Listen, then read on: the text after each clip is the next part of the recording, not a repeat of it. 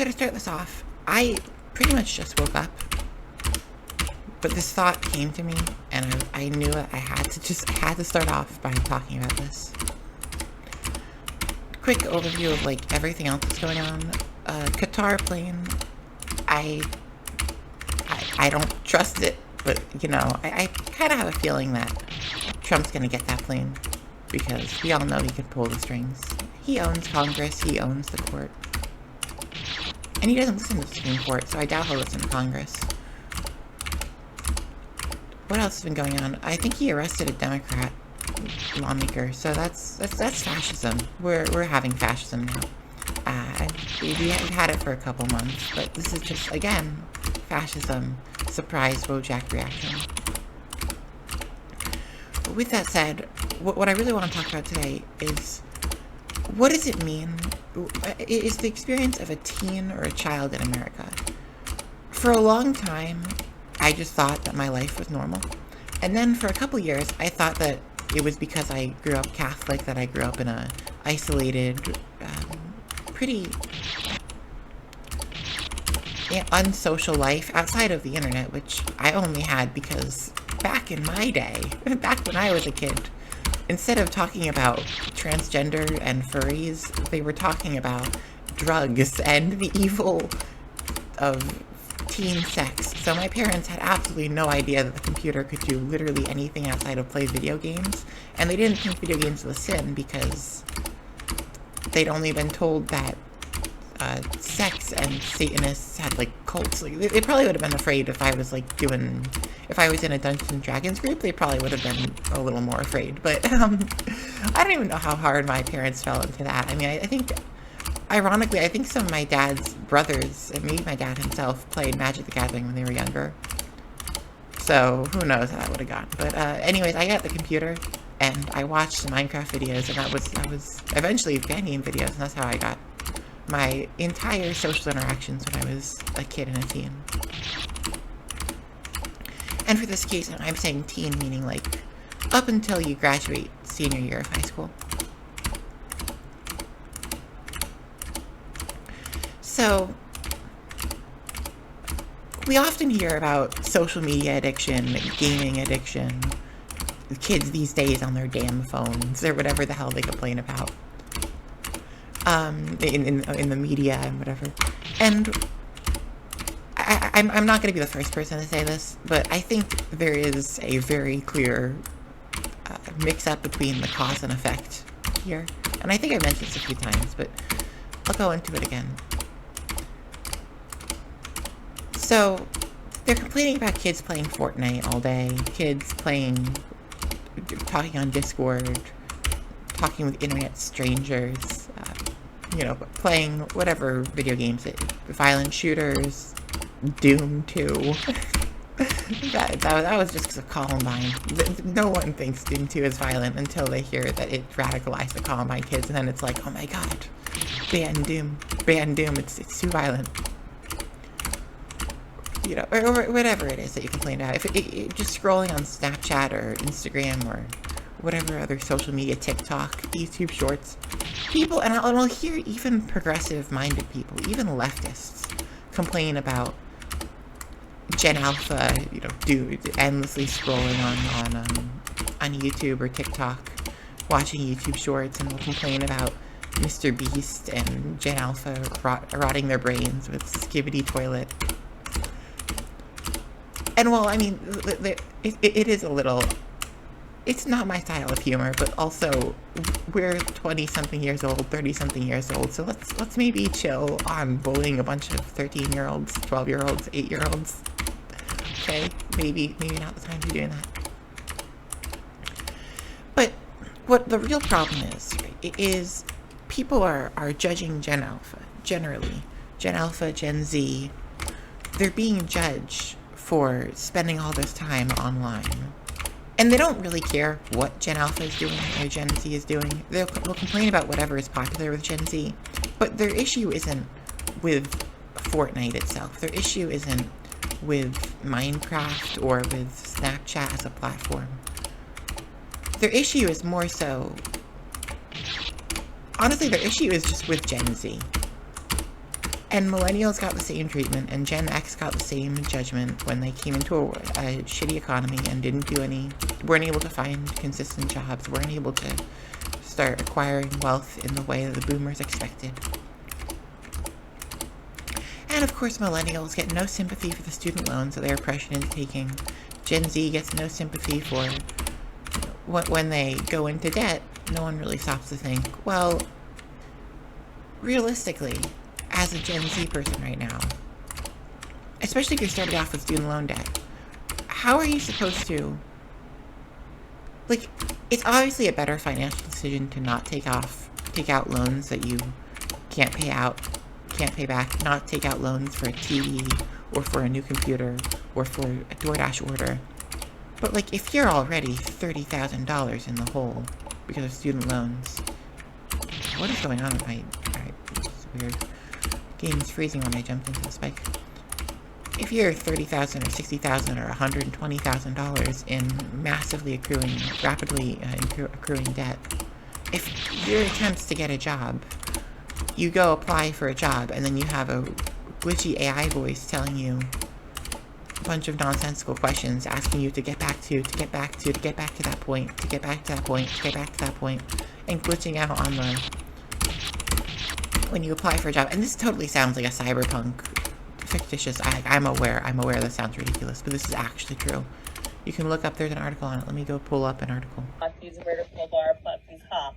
Plotties vertical bar plotties vertical bar plotties vertical bar plotties vertical bar plotties vertical bar plotties vertical bar plotties. I plotties vertical bar plotties vertical bar plotties vertical bar plotties vertical bar plotties vertical bar plotties vertical bar plotties to plotties vertical bar plotties vertical bar plotties vertical bar plotties vertical bar plotties vertical bar plotties vertical bar plotties political. This is a good point here. Why the hell isn't this on demand? Why is it scheduled when it's going to be using an AI? But what I'm looking at, how often have we heard no one wants to work anymore?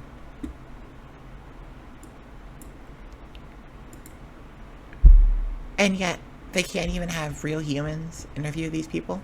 Sounds like they have a ton of people that are trying to apply for these jobs because they don't have enough workers to view all of them. And also the fake jobs thing. I wonder how many of these positions aren't even real positions. Now you may wonder, why did I go off on this tangent? And there is a reason. Because, well, we've been hearing that supposedly no one wants to work anymore. The people who are Gen Z are looking up at the economy. Gen Z and now Gen Alpha, oh, that is loud, I have to turn my volume down again, are looking at the economy, and this is what they see. This is what they see for their job futures. Can you really blame a Gen Z or a Gen Alpha person for not caring about school, for not caring about college, when people who cared about college, people who cared about high school, get screwed over for a job? If you've been working hard since middle school to build up the best college resume ever, you get into a good college, you get a good degree, and then you go to work in an entry-level position at a job. Don't you feel like your work didn't pay off? Entry-level position, I'm trained. And then you go to apply for these entry-level positions and you get this weird AI that's just spewing a bunch of gibberish because its formatting got confused and the AI's prompt is confused, and now the AI is getting out a random bit of garbled text. Vertical bar pilates. Vertical bar pilates. Yeah. It's a tongue twister, and also I did just break up. I wake up.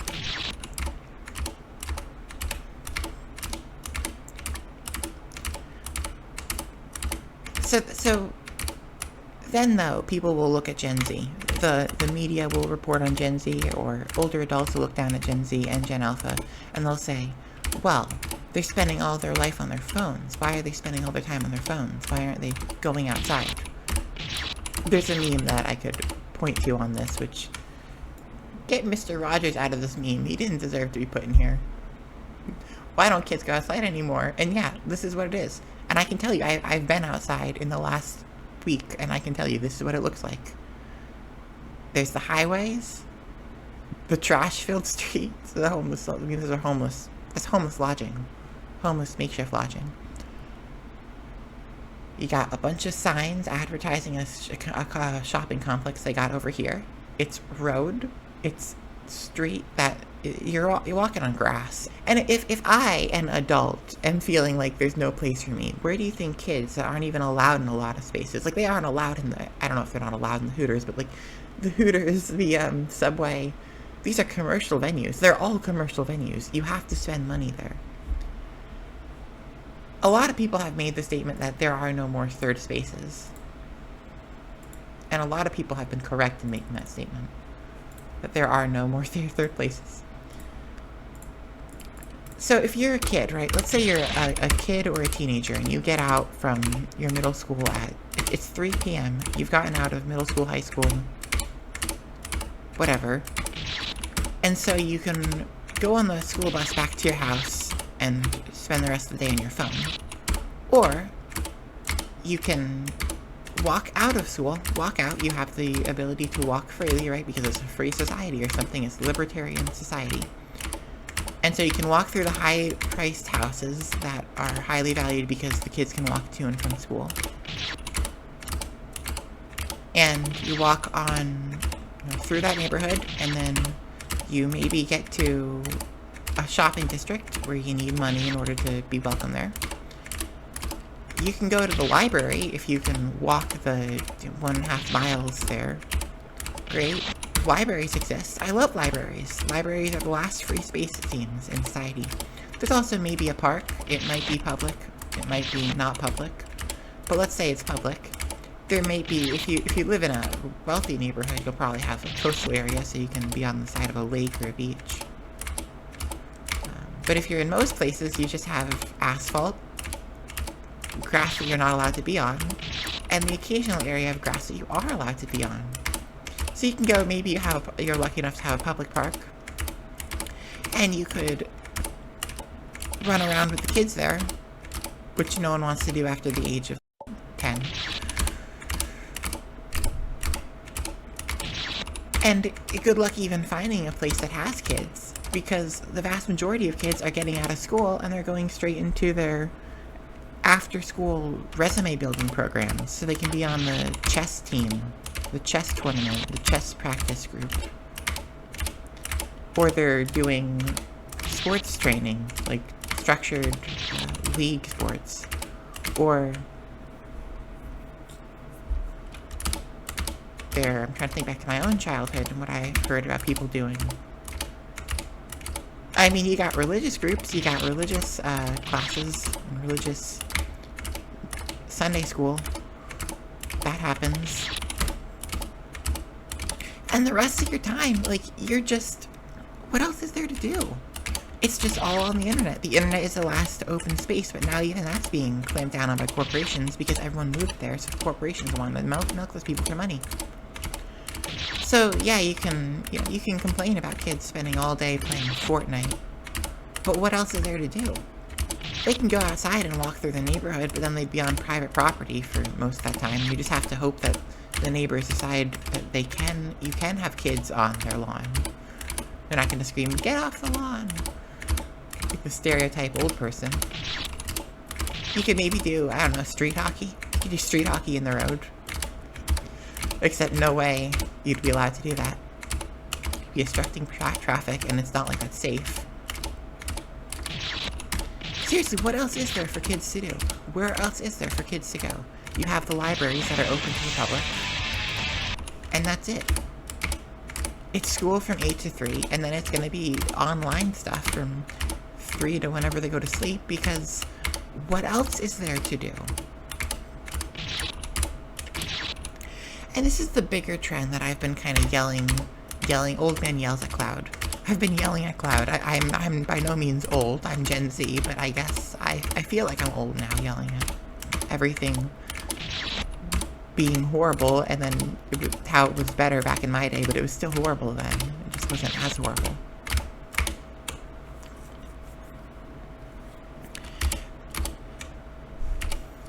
Because,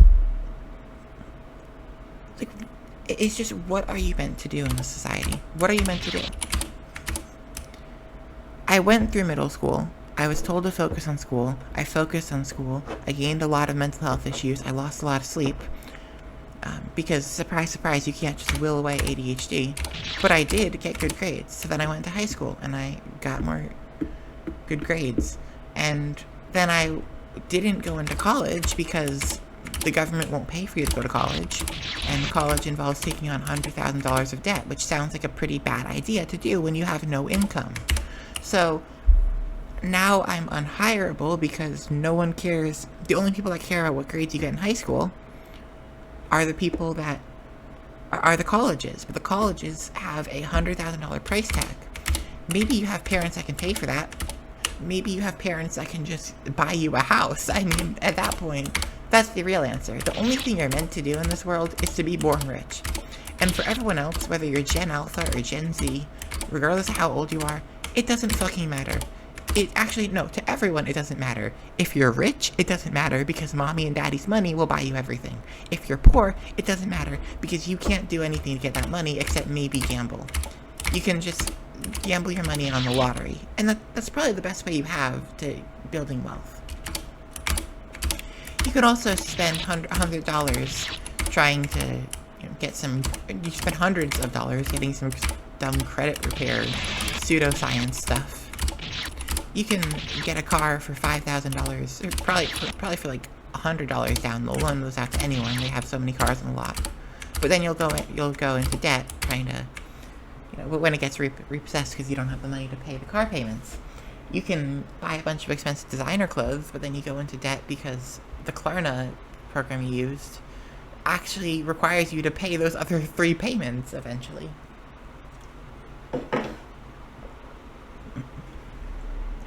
If you tap out your bank account in order to get those, whatever valued item you want, in order to pay a fourth of the price with the Pay in 4 program, then the next 3 payments are going to come in and you're going to go bankrupt.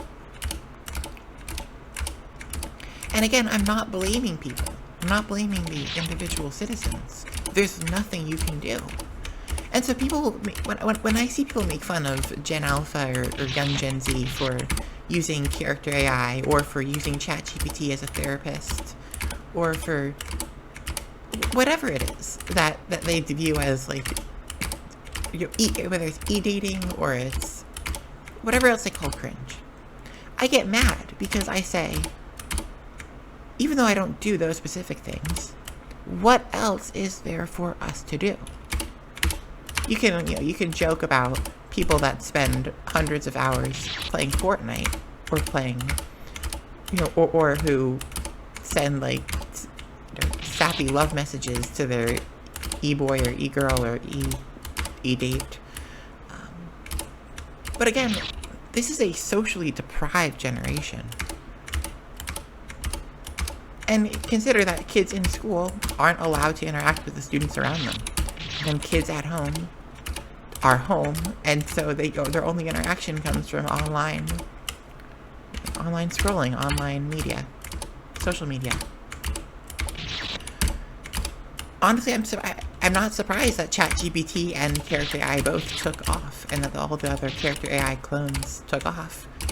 Because at this point, like, I'd rather be talking to a computer monitor thing like Karen in SpongeBob. I mean, silly example, but I'd rather be talking to a droid or a robot than talking to a brick wall. And I feel like now I'm just screaming into the void. That's what my latest interaction on the internet have felt like. But at least it's something. Like I'm barely keeping myself semi-sane. I'm etching schizophrenia. Is what I can say. I feel like that's true. Because like I want places where I would right now like to be politically involved in a real way IRL. But where do you go for that? There really is nothing. It feels like shitposting memes on the internet is the only kind of political activism you can have in America. Especially as someone who doesn't even have my own apartment. Like, I live in a room. I live in a hotel room. A motel room. So, I'm trying what I can. I just don't have the resources to do anything about it. And that's where I feel like I've been my entire life. I have just enough, like, you have access to everything, but you don't have the resources to do anything. And fuck it, we can drag fan games into this. Kay and themselves have said about how you're told by society that you're given all this media. You're told to consume, but never to create. When Kayan makes I Want to Be the Guy, people are like, oh, is this even legal? And they get all, like, they start wringing their hands, pearl clutching over the legality of a fan game. And when a fan game does get taken down, people are, smug Nintendo billionaire company defenders are like, you shouldn't have used Nintendo property in that way. It's your fault. You're allowed to have all the access to all the information you want. You're allowed to have all the ideas, but you're not allowed to do anything with them. In fan games, in actual political change. Yeah, you can, donate to a politician if you have spare money. And I mean, I guess anyone can really run a campaign. I wish more people ran political campaigns, especially as independents. But it just doesn't happen. And I think, really, right now, it's hard to run a political campaign because it's hard to reach people. Where are the people? Where would you put up posters? Everyone's just tunneled in on moving between location to location. They have school, they gotta drive the kids to soccer practice, they gotta drive the kids to the chess program, they drive the kids home, and the kids are on social media, and so then it's really just whatever Google wants to show the kids. That's who gets aired.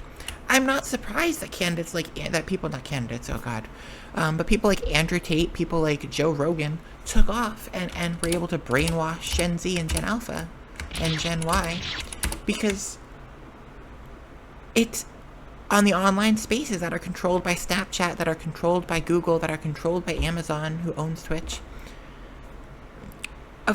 The only content that you're going to have promoted is whatever content those big companies want, and they lean hard fascist.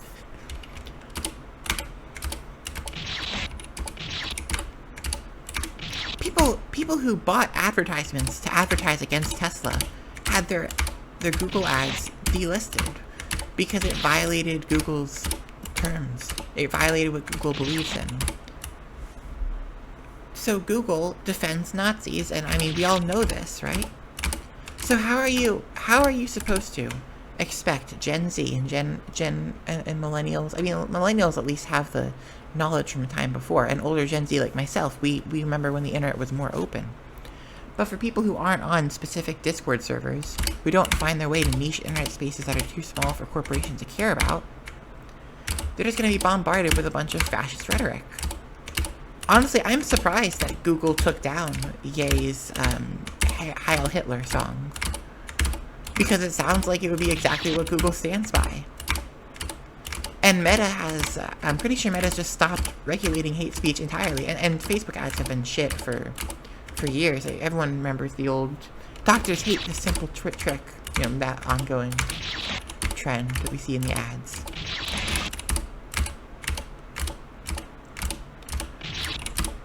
What are you meant to do as a child in America right now? What are you meant to do as a teen in America? What are you meant to do as a person that's trying to spread knowledge in America right now? What are you supposed to do? How do you educate people? How do you reach people? They go from controlled environment to controlled environment. We're ushered and we're told not to trust anyone else. There's a profound antisocial development in society right now, and I think it started long before. Like, when was the last time that you've heard of people just going out and seeing their neighbors, visiting their neighbors unprompted?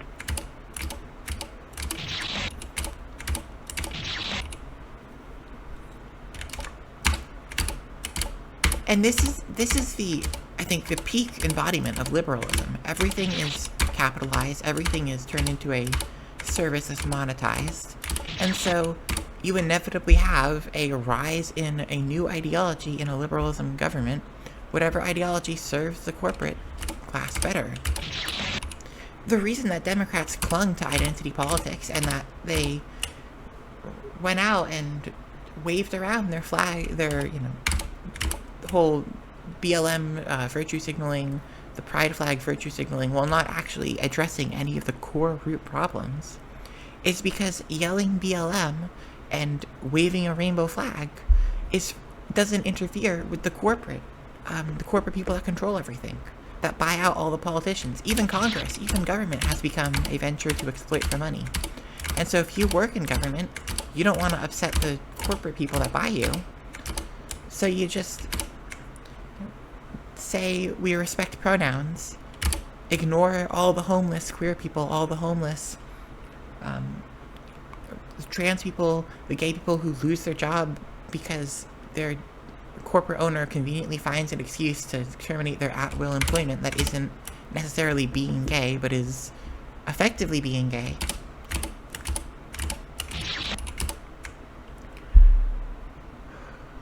Right?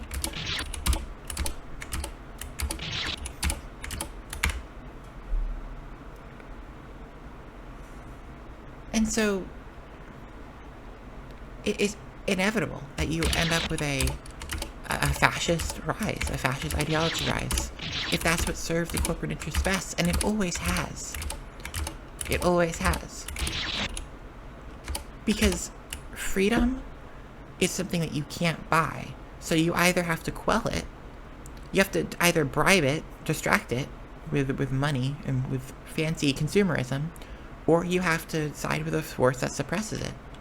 If people had the freedom to live without working, if people had the access to a universal basic income, the job market right now wouldn't be this shitty, because people just wouldn't choose to go through 4 rounds of AI interviews in order to get rejected from a $13 an hour job. That's the kind of thing that people only do if they're desperate, if they need some money so that they don't lose everything. And right now, even Medicaid, it looks like Speaker Johnson is going to push, and his Republicans will follow, in making Medicaid require working, which means Medicaid will just become another service that Walmart and Target and other big retailers exploit. Yet another thing, just like food stamps, that everyone who's in the lower half of society, who's working society, lower half of working society, uses to get by. It just becomes another crutch that allows companies to push the wages lower or to prevent minimum wage from rising. If you're on a minimum wage, you shouldn't need to have food stamps, Medicaid, whatever. Those programs should exist for people who don't work, and there should be more for people who don't work. If you work a job, the minimum wage should pay for everything you need. And that should be, you need to have a decent standard of living, have human dignity. You should be able to raise 2.3 kids with a white picket fence and maybe not a McMansion, but a house, not an apartment. If you work minimum wage, you should have all those things. The standard of living for minimum wage people should be the standard of living for those who are unemployed. And those who are unemployed right now are dying.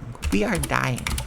And if my Section 8 housing gets cut, I am actually dying. Literally on the streets dead.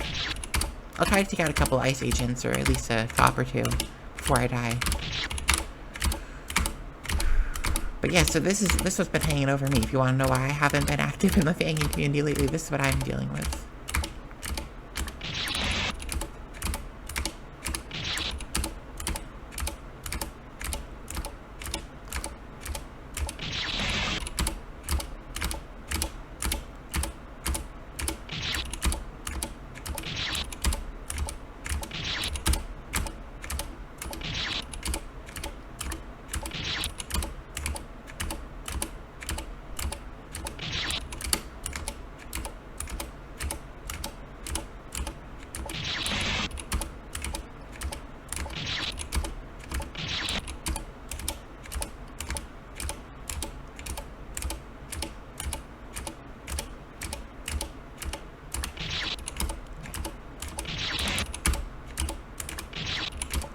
So when people complain about children that are posting obnoxious memes, not offensive memes, but just things like, or the 8-year-olds and 9-year-olds that are obsessed with whatever, Pomni, Skibbity Toilet, Friday Night Funkin', whatever it may be. When the media complains about kids that are starting fires, or that making prank calls, or that are swatting, just remember the society that they're coming from. Remember that these are people that grew up not looking up to figures like Barack Obama, not looking up to decent people in their community, but being told not to trust their community, being capitalized on by corporations that are just trying to sell the latest product to them, create fear of missing out, who are being brainwashed with people like Andrew Tate and Joe Rogan to believe that society hates men, and that society, that woke society, is the reason that these people have nothing. The reason that we're talking young women who are being fed this idealistic fantasy that being a trad wife, that being a mom, that getting pregnant young looks like being able to cook for your kids and have a safe home, and not like having to go to the 15th, welfare appointment. No, it's not 15, but like having to go track your expenses from your minimum wage job so you make sure you don't go over the welfare limit, so that when you have your latest audit, you get to keep the food stamps that you're using to pay your kids. These are men who are being told that it's their fault that they can't support the lifestyle that their grandparents had, and who are also being told that woke leftist queer people made them weak. That's what Andrew Tate's preying on. That's what the alpha male movement is preying on. That's what they're specifically needling. They're saying, you are weak. You are alone and single and can't get a girlfriend because you men are weak. And gay people made you weak. And liberals made you weak. And the education system made you weak. That's the rhetoric that they are using. That's the reason that you have so many people who are like 14 years old talking about how women should know their place, groping their female teachers, saying they don't listen to a woman, is because they're being told that those women, that those feminist men, that gay people are going to make those 14-year-olds weak. They're afraid at the core of it. They're afraid that they're being turned into a weak person who will then be undesirable. They're not afraid that society's screwing them over. They're afraid of becoming a weak person. And so they're opposing society. They're fighting society to avoid the fear of being weak.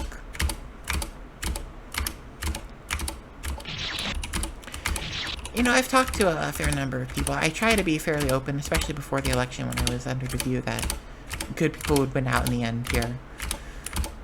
There were a fair number of people that I talked to, just trying to be a person in their life, or a person open to them, who were falling down that alpha male pipeline. And I tried to be open and accepting to them. And I wondered, why are they following these people? Why are they... Because when he would post... I'm thinking about one in particular right now. I'm going to isolate to one, so I'm not talking as generic. When he would post things like talking about men's mental health, I'd be like, yes, mental health is screwed up in this country. There's nothing wrong with... And I'd say, there's nothing wrong with therapy. And then they'd snap back and say, therapy is for the weak people. And they'd post, an Andrew Tate video, and I'm like, why would you want to believe that? No one's going to judge you if you aren't... Or most people won't judge you. Don't hang around people that are toxic alpha males. The only people telling you that you're not enough are other alpha male people. Other people in this alpha male movement. But the critical thing that the toxic masculinity crowd has convinced people of, and I say it reminds me a lot of my upbringing in Catholicism, though it obviously wasn't toxic male. It wasn't the toxic male mentality, that would come way later. Oh, hello. Hi, welcome. Talking about Gen Z and Gen Alpha.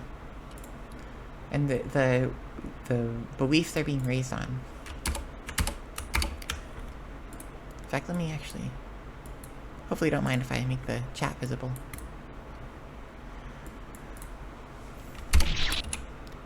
But what they specifically conditioned to believe is that there is this higher state of living. There is this correct, objectively correct, in the words of the alpha male, the toxic masculinity group, there is this correct way of living.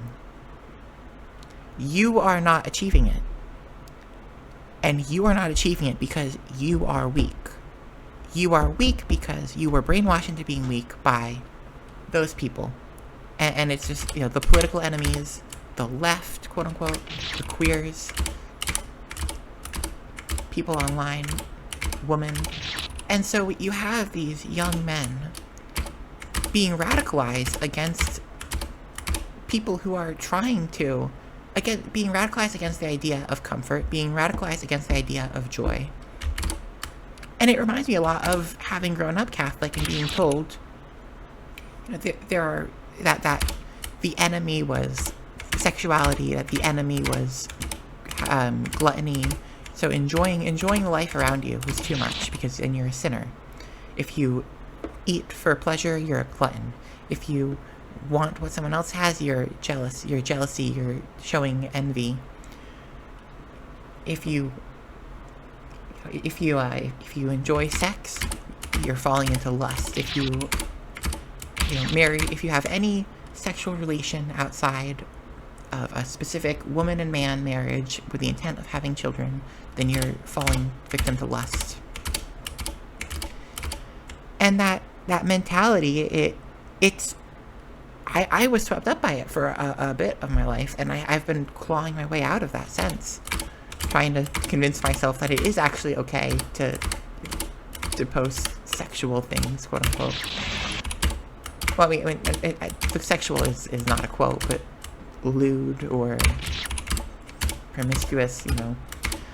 And I guess I kind of have I have to thank and also curse the internet right now for becoming increasingly horny, because while I'm not really the most comfortable around that kind of conversation, it is actually challenging me to reject the teachings of Catholicism that I was grown up on, so I do appreciate that. And Actimia, if that's how I pronounce your name, do correct me if I'm wrong. But if you want to chime in and say anything you've been thinking about, and we can talk about that instead, please do. Please do give me a dialogue instead of a monologue.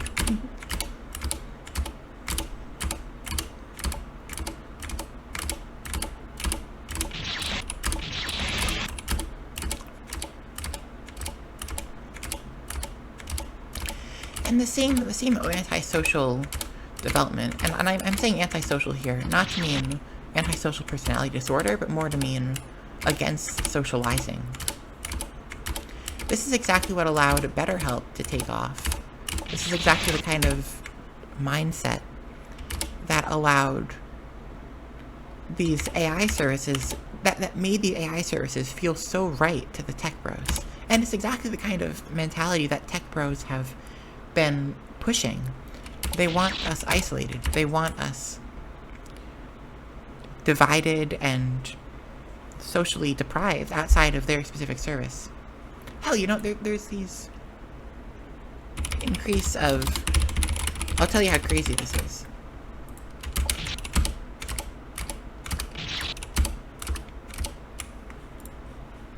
From the quote-unquote social club.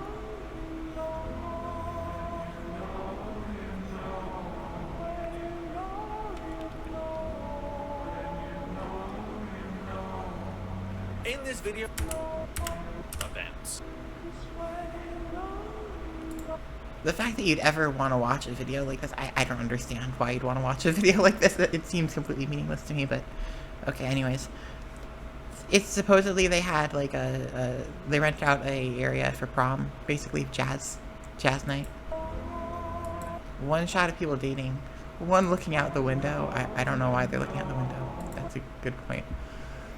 And then they have a band that they rented, showing the props they have, and again the window. Drinking. We all love alcohol in America. Drink yourself to death. It's basically a group chat, and they organize events, and that's what it is. But what they've done is they've monetized that because people are so isolated. They've monetized even what can be considered primitive interaction. Like, we're not talking about access to events. I'm sure they paid a separate fee for this event, but just the access to the social group is monetized.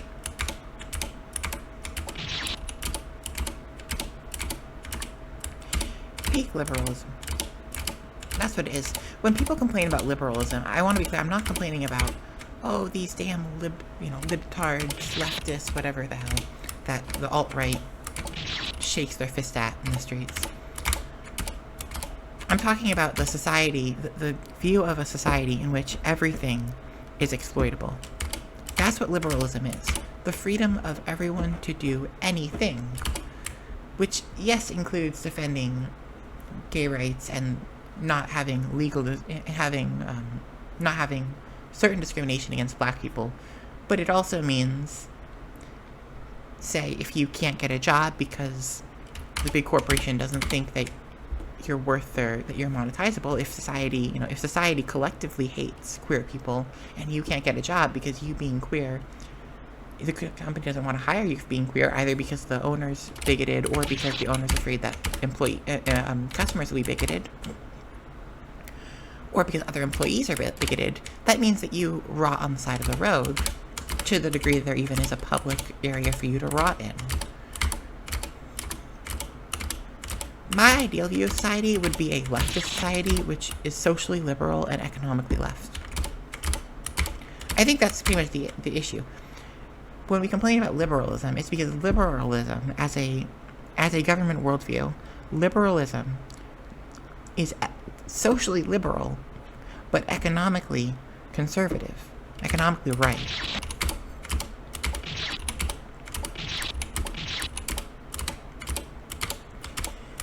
You need the economic left at this point. So I probably shouldn't be criticizing liberalism, quote unquote. I'm criticizing liberalism because when people talk about the United States, when the Democrats are analyzed as a party, they're called a liberalist party. They're accepting to a degree on social issues. Let's be clear.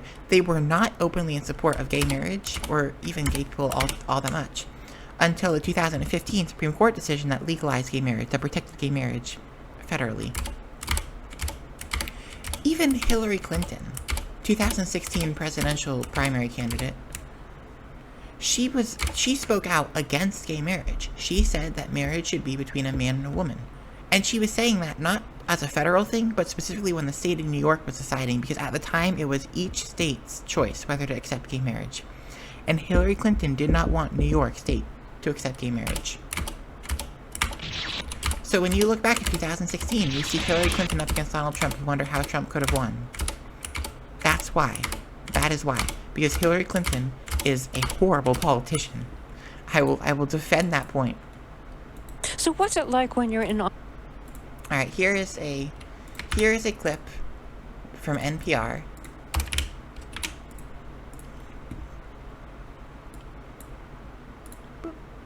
And again, this is not my viewpoint. I think I made it pretty clear I am not office, and you anti-gay. have to do all these political calculations to not be able to support something like gay marriage that you actually believe in. And you obviously feel very committed to human rights, and you obviously put gay rights as part of human rights, but in doing the calculus, you decided you couldn't support it. Correct me if I'm reading it wrong.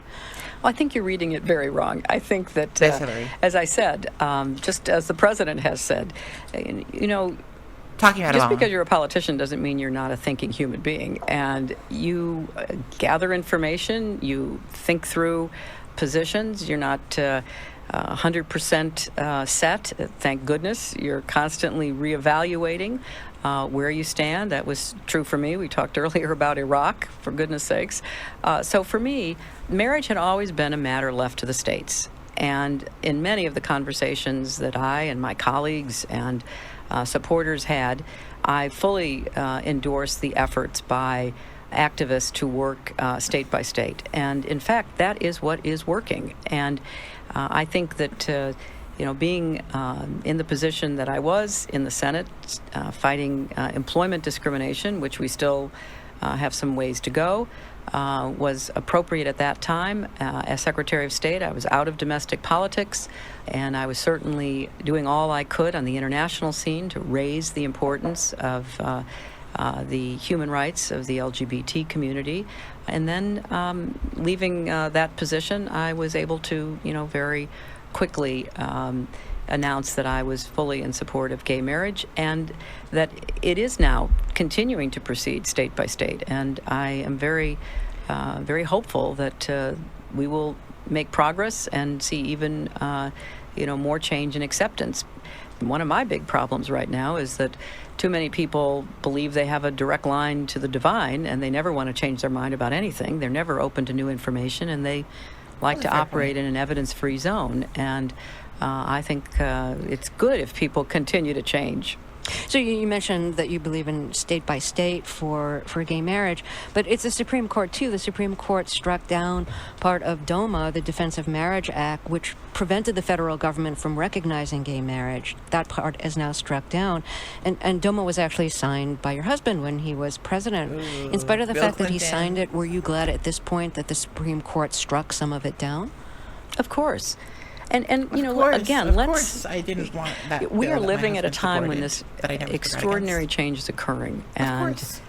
I'm proud of our country. to I'm recon proud of the myself. people who have been on the front lines of advocacy. But in America never too 1993, America. that was not the case. And there was wasn't proud of people then. a very concerted effort politically in the advantageous. Congress to, make it even more difficult and greater discrimination. And what DOMA did is at least allow the states to act. It wasn't going yet to be recognized by the federal government, but at the state level, there was the opportunity. And my husband, was the first to say that, the political circumstances, the threats that were trying to be alleviated by the passage of DOMA, thankfully were no longer so preeminent, and we could keep moving forward, and that's what we're doing. So just to clarify, just one more question on this. Would you say your view evolved since the 90s, or that the American public evolved allowing you to state your real view? I think I'm an American. I think that... Good non-answer. That was a good question from the NPR host, though. That was exactly what I've been wondering, and exactly how you should have phrased that, and better than I could have.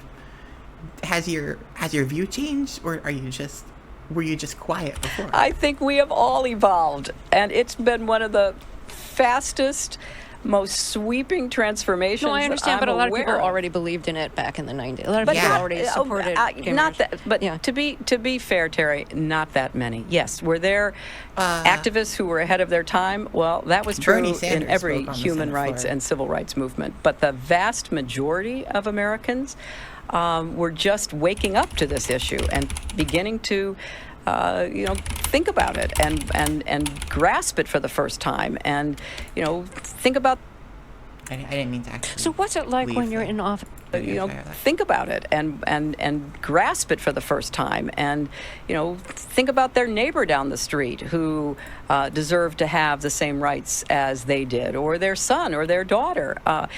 This is why they it has said- this is been why an Malcolm X said- extraordinarily This is why Malcolm fast, X by said historic terms, that Democrats are the social, fox. political, and legal transformation, and we ought to celebrate that instead of plowing old ground where, in fact, a lot of Don't people, address the my vast past. I majority wanna of be people, president. have been moving forward. Maybe slowly, maybe tentatively, maybe not as quickly and extensively as many would have hoped, but nevertheless, we are at a point now where equality, Answer the including damn marriage question. Answer the equality, damn question. Answer the damn in our country is solidly established, although there will be places, Texas, just to name one, where that is still going to be an ongoing struggle.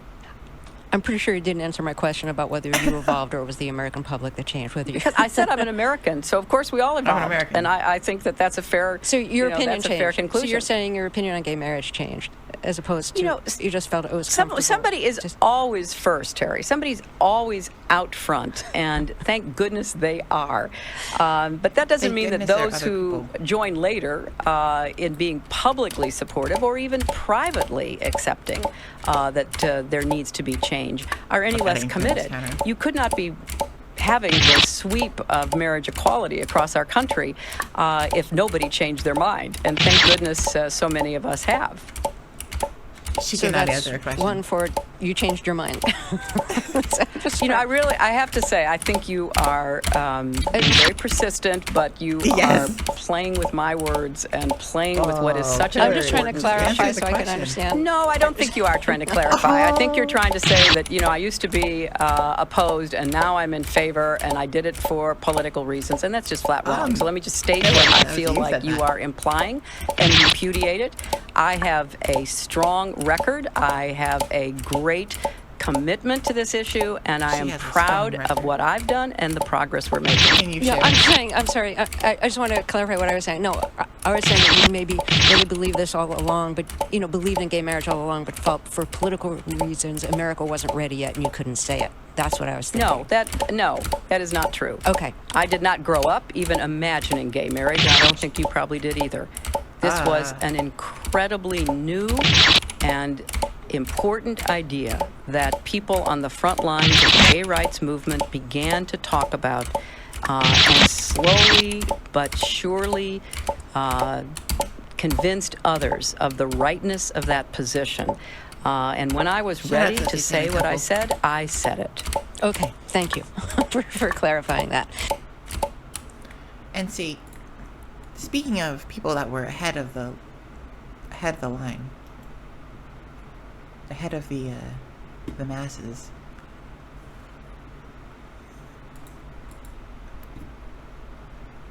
The gentleman from Vermont I rise. rise to speak in support of the amendment. This The is gentleman Bernie. from Vermont. I wonder is if right. I The could gentleman- question the gentleman. The I am gentleman, rising in support of the amendment. the chair is in charge. The chair is speaking. The gentleman from Vermont has been recognized for a period of 5 minutes, and you may now proceed. I thank the chairman very much and would like the opportunity if the gentleman from California would respond. Just ask him a brief question, if I might. California Senator. Keep that in mind. Now, when we my talk about ears blue may frequencies. have been playing a trick on me, but I thought I heard the gentleman a moment ago say something, quote unquote, about homos in the military. Was I right in hearing that expression? Absolutely. Putting homosexuals in the military. You said something about homos in the military. Was the gentleman referring to the many thousands and thousands of gay people who have put their lives on the line in countless wars defending this country? Was that the group of people that the gentleman was referring to? I'm talking about the military. People in the military do not support. That's not the what we current were bill. talking about. You used the word homos in the military. You have insulted thousands of men and women who have put their I'm lives on the talking line. about I think you that they and are liberals owed an like you apology. that keep the foreign defense. Gentlemen, Reclaiming my time, Mr. Chairman. gentlemen, one at a time. You may reclaim your time. You may I would proceed. also say that if my friend in support of this amendment, if my friend from Oregon was involved in the nuclear freeze movement, I want to congratulate him. There are millions of Americans who wonder about the wisdom of spending millions and millions of more dollars building more and more nuclear weapons at the same time as the Republicans are cutting back on Medicare, Medicaid, and student loans. This is 1995. Nothing changes. See, Furthermore, I find it incomprehensible that at a time when the vast majority of the people in this country are terribly concerned about what's going on in the environment, terribly concerned about the environmental implications of nuclear energy, that the American people do not know what is in their waterways and that various military installations might be exempted from federal regulatory practices. So I very much support this amendment. Thank you, Mr. Chairman. Bernie Sanders, they weren't even voting on Don't Ask, Don't Tell. They're voting on the Clean Water Act. Oops, I did not mean to do that. Gentleman from Vermont. Bernie Sanders stood up. He didn't have to, because again, they weren't voting on this issue. Just to correct the record on a man that said in a derogatory way from California about homos in the military. This is in 1995. Who do you think would be a better presidential candidate to have when people are looking for an outsider? Is it a man who supported unpopular positions before they were mainstream? Why is half the window? What the? Okay. I don't know why I did that. That is very odd. I guess if the window goes off screen, then the game capture just captures white for the rest of it. Maybe it's not drawing the rest of the window.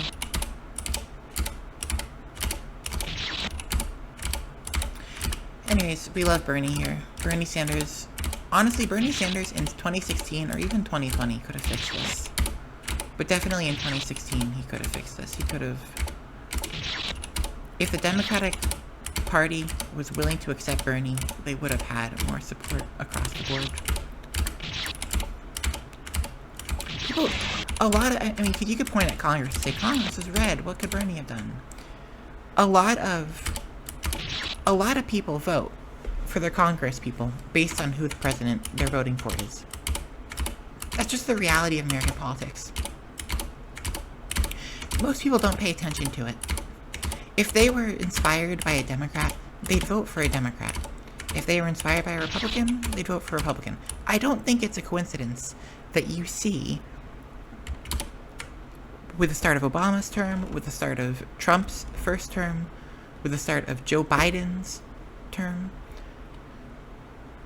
Congress, usually both houses, have a Democrat majority under a Democrat president at the start and a Republican majority under a Republican president. And the only reason that Joe Biden's majority was so slim is because the Democrats were so unpopular at the time. I think that's really it. Like, because people are so angry at the Democrats in general. It might have also been a Senate thing. I think it was actually more the Senate. Because I'm pretty sure there was a pretty decent Democrat majority in the House at the start of Biden's term. It was just the Senate was tight. And the Senate's weird because that only goes up for re-election every 6 years.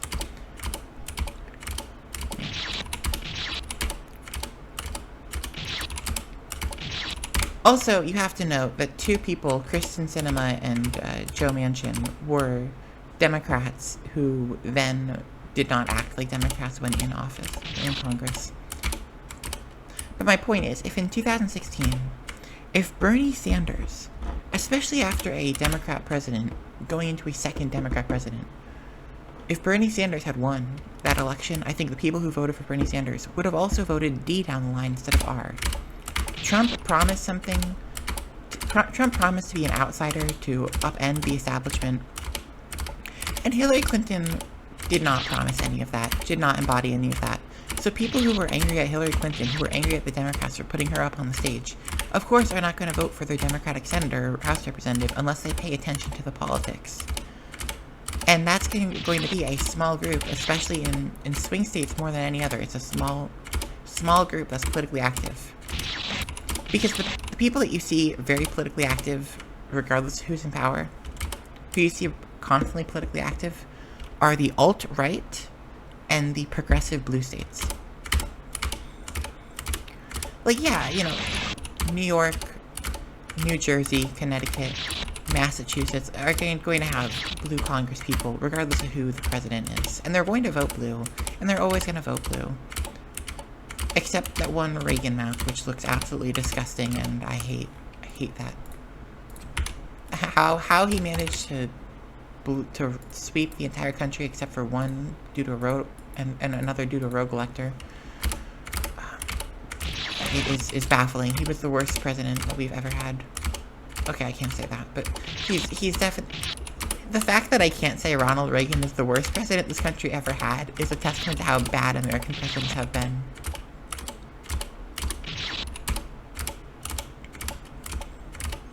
And of course, Donald Trump, too, is certainly not a positive change. It is a step in the worst. It is a step down from Reagan for sure. I think Donald Trump, too, is the worst president this country has ever had.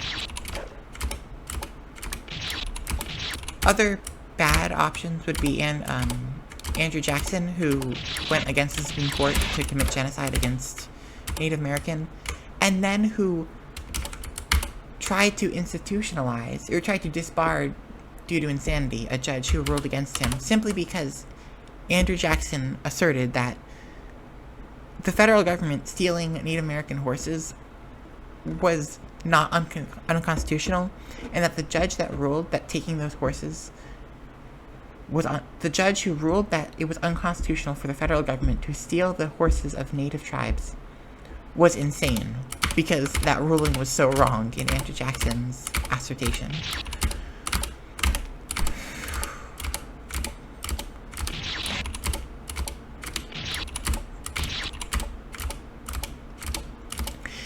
Now, this is all to say, the country is fucked. The people who are supposed to be leading aren't leading.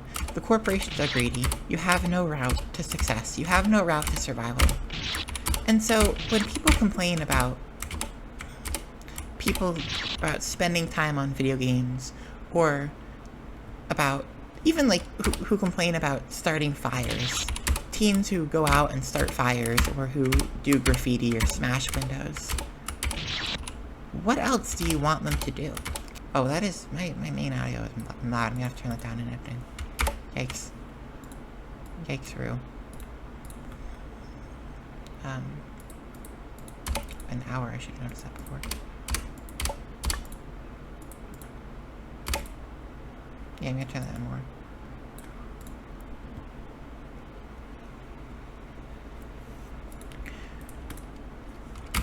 You know, whatever it is that you declare is harmful, if it's like binge eating sugary food, if it's drinking, if it's alcohol, if it's smoking, vaping tobacco, doing drugs, doing LSD, at this point, can you even blame them?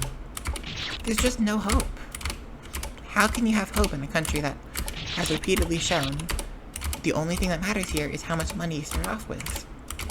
If your parents are rich, then you can be rich. If your parents are poor, then you can be poor. If you're poor, you can't be rich. If you're born poor, you're not going to be rich unless you gamble it away. So I don't blame those that engage in risky or unsafe behaviors, because like, what does it matter?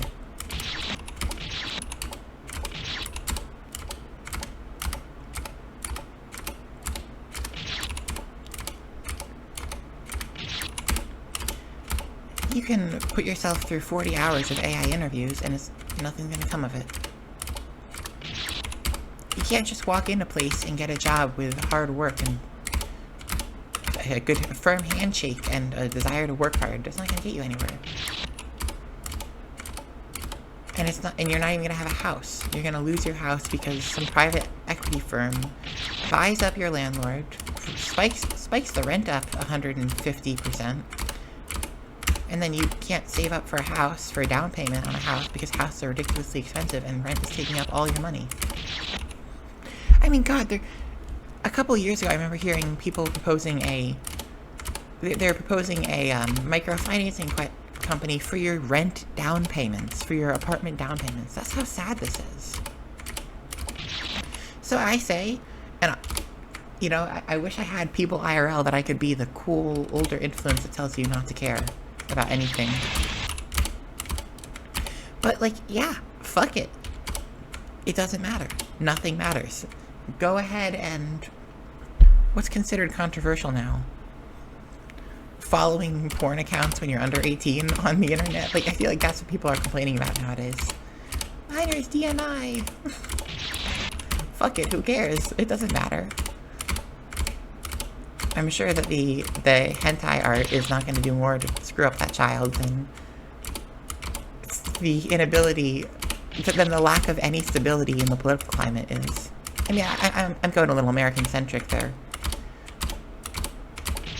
There might be hope in other places in the world, but okay, but if America is politically unstable, if America is doing crazy shit, if America, who has global military dominance and access to nuclear bombs stationed at countries across the world, Japan, Australia, the United States, of course, you know, Canada, we have these military bases everywhere, which we might lose access to if we declare war on some country in a stupid way.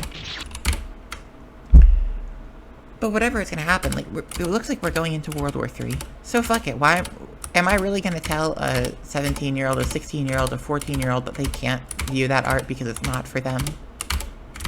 The establishment says no.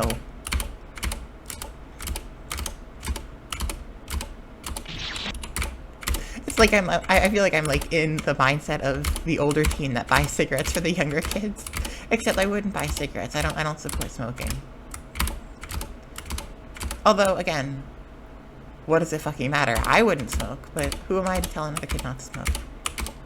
And their parents are fighting, and they've got to deal with the alcoholic dad stumbling home, and their mom that's stressed working 2 jobs, and, you know, like, am I really going to tell them, no, you can't have cigarettes, those are bad for you. They'll hurt your lungs. What kind of, at that point, I'm disapproved, right? At that point, you're disapproved.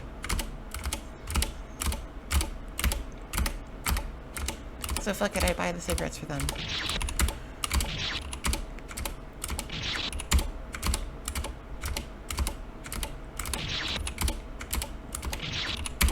You know, in general on the internet, I've been actually disturbed by how often I've seen what I describe as regressive thinking from influencers online being normalized. Like ideas like that that children shouldn't have access to porn.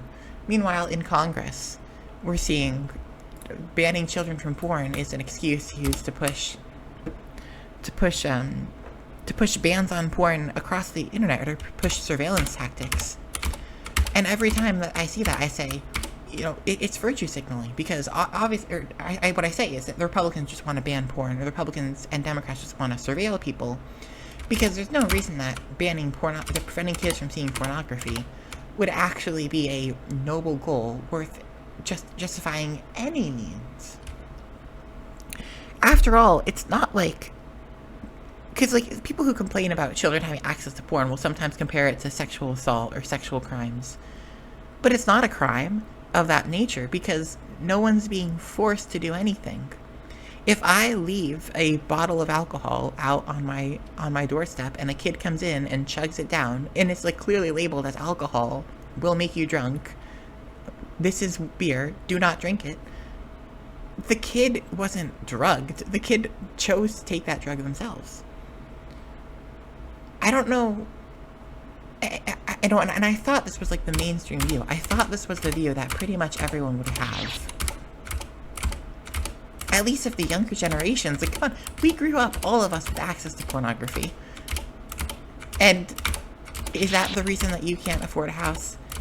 Is open access to pornography what prevented you from living a safe life? Or did those queer spaces that you were in, that would be classified as pornography under the latest GOP bill, in which sometimes you do discuss gay sex, because, or like the effects of HRT on your sexual life, because it's relevant, it is. You know, are we going to now say that that was negative? Are the trans people, are the queer people who grew up, who discovered their sexuality through stumbling on progressive porn, or through listening to people talk about how sex felt before their transition, how it felt uncomfortable and wrong, and it felt fundamentally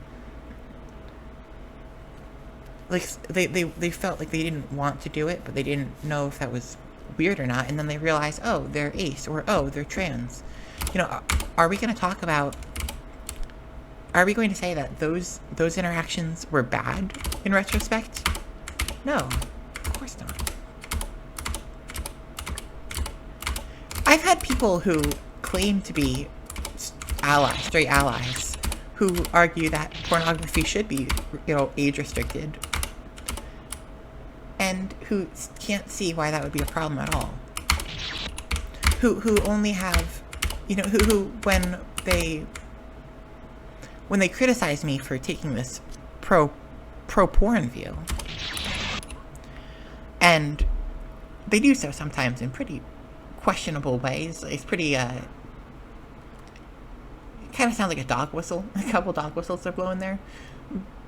You know, who say that, and they say, unless you were like just talking about discussion of LGBTQ people as an existence. And no, I'm not just talking about when Republicans try to classify talking about homosexuality as porn, as extreme porn. You know, I'm not just talking about the kiss in Buzz Lightyear. or the movie is called Lightyear, isn't it? I don't fucking know who fucked his name. But I'm not just talking about when you have two women kissing, like a normal, calm, unpassionate, simple, light-hearted kiss on the lips that lasts half a second, you know?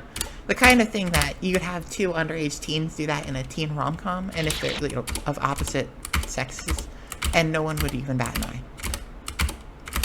Ironically, though, I actually would say that seems a little weird. Like, I do feel like at a certain point, some of these teen rom-coms do make me uncomfortable because these are children. Like, it seems weird to be filming that. That's all. But I'll put that aside. I'm not just talking about lighthearted interaction like that. Like, I mean, respectfully, I don't think it's a problem if a teenager, a bi-curious teenager who's questioning their sexuality, who's, let's say, 15, right? Not age of consent in any state in the United States. That's 16 in some. Not 18, which is the age to view pornography. I'm saying a 15-year-old. If they find and have access to gay porn, I don't see that as an issue. I know. Crazy, crazy worldview. Truly. I don't think that pornography is an inherent evil. In fact, the people who I grew up around who described sexuality as an inherent evil, I think they did a lot more harm to me overall than any amount of pornography ever could have.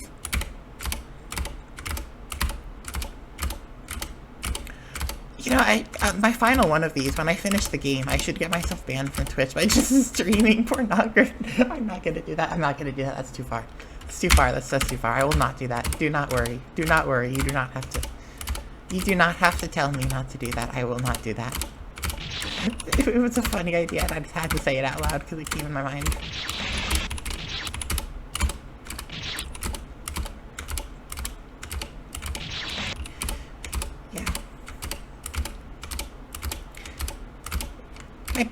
And to be clear, I'm glad that we should support things openly, publicly. We should get support behind works like the Heartstopper series, which is I'm pretty sure it's a graphic novel. It's a teen graphic novel that has a openly queer cast of characters and addresses that in a realistic way.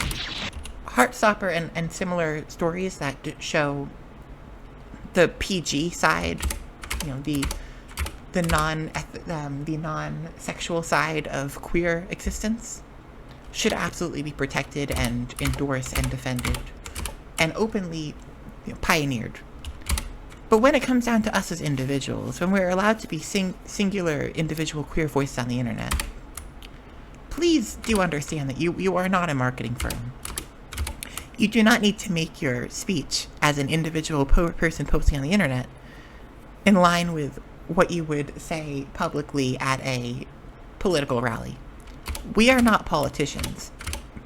And especially on the internet that is like this openly horny. I mean, you have so much brain rot about gooning and whatever else people be talking about. I'm not going to get into it, but something come to mind. You guys can be horny. You guys, gals, and pals can be horny. You can be openly horny on the internet. And I think it's kind of important to a degree to at least defend queer people who are openly horny. I know the meme's old now, but talking about the boy kisser meme comes to mind. And I appreciate that. I appreciate that a lot. Because it is gay representation. It is furry representation. It has been pioneered as femboy representation and gay representation. And I will take that. But also because it is somewhat horny. And you know what? It's good. It's a breath of fresh air. Especially when I come from, hours of watching the news, of seeing the most lifeless fucking men ever. They're not doing much fucking. The most bland. It makes my skin crawl when I listen to Republicans. Honestly, it does. Especially since I grew up Catholic, it just reminds me of everything horrible. And so being able to see a meme that's just unapologetically horny furry art It does. It cleanses my mind. It saves me. That sounds like a joke, and I'm sure that it would, it could be taken out of context, but seriously, I need the occasional horny furry art to just to clean out after I listen to some Mike Johnson. Because, like, normally I'm not even, and years ago I would never have really posted kind of lewd jokes, but the stuff like the J.D. Vance fucking his couch, or Mike Johnson having his wife on her knees all last night. My wife's tired. She's been on her knees. She was on her knees all last night. Wink, wink, nudge, nudge. You know, stuff like that. Mike Johnson and his 17-year-old son, porn buddy. You know, I mean, jokes like that. At least they give me a change. And at this point, I need a change. I like how over time my voice is, I hear it in my own voice. I sound like I'm going insane. I sound like I'm at the end of my wits, because I am. Thank God for lewd furry art. Okay. Thank God for lewd furry art. Thank God for sexual jokes we can make about people like J.D. Vance and Mike Johnson taking their words and twisting them out of is it even out of context, though? Is it twisting their words out of context when, like, half of the news stories about Republican politicians getting exposed, it's for having sex with kids in with teens, underage teens in hotel rooms. Sometimes teen boys. You had that one, what was his name? Wasn't he from New York?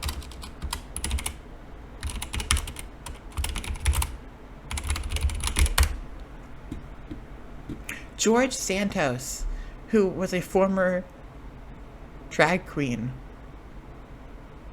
formerly named Meatball, which is a name.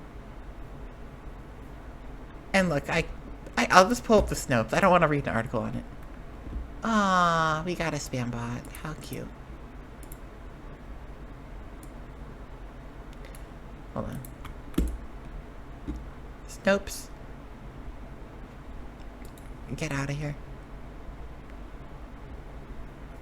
He was always a liar. He was always such a dreamer. He lied about being a poor drag queen.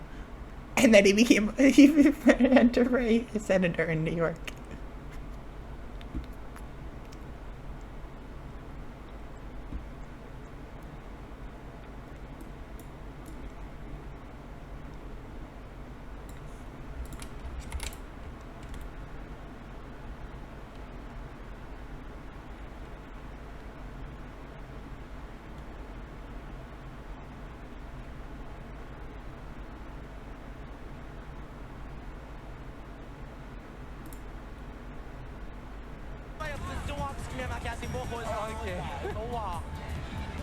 Aconteceu maquiagem morrosa? Aconteceu, né? Porque a bandeira desorganizadíssima, muita pouca gente, subúrbio, né? That's George Santos. Nenhum. E tá sem travesti. Eu quero bofe aqui de baixo. Cadê você?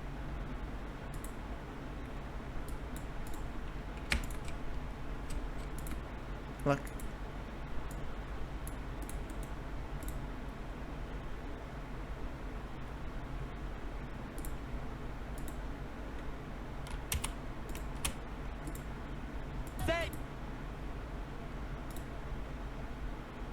Look at the face on the left.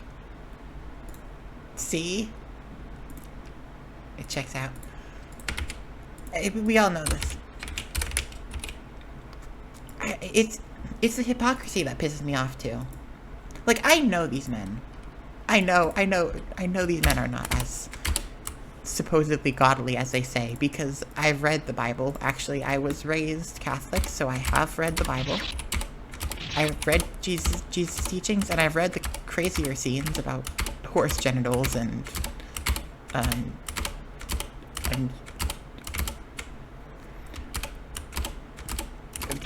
very questionable scenes.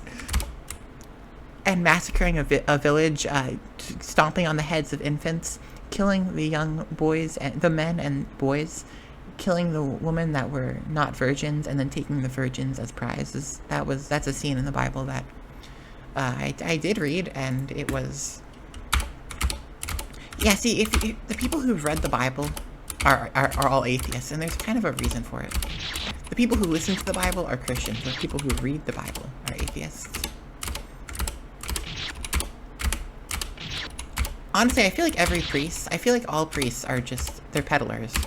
Some of them are homophobic and like alt-right and support Trump. Some of them are more liberal, but even the ones that are preaching the right way on these issues, if they've read the Bible, I don't think they believe anything they're saying. I won't fault, of course, like I understand social engineering is a valuable thing, and listen, I wish people did it more, especially on the progressive side.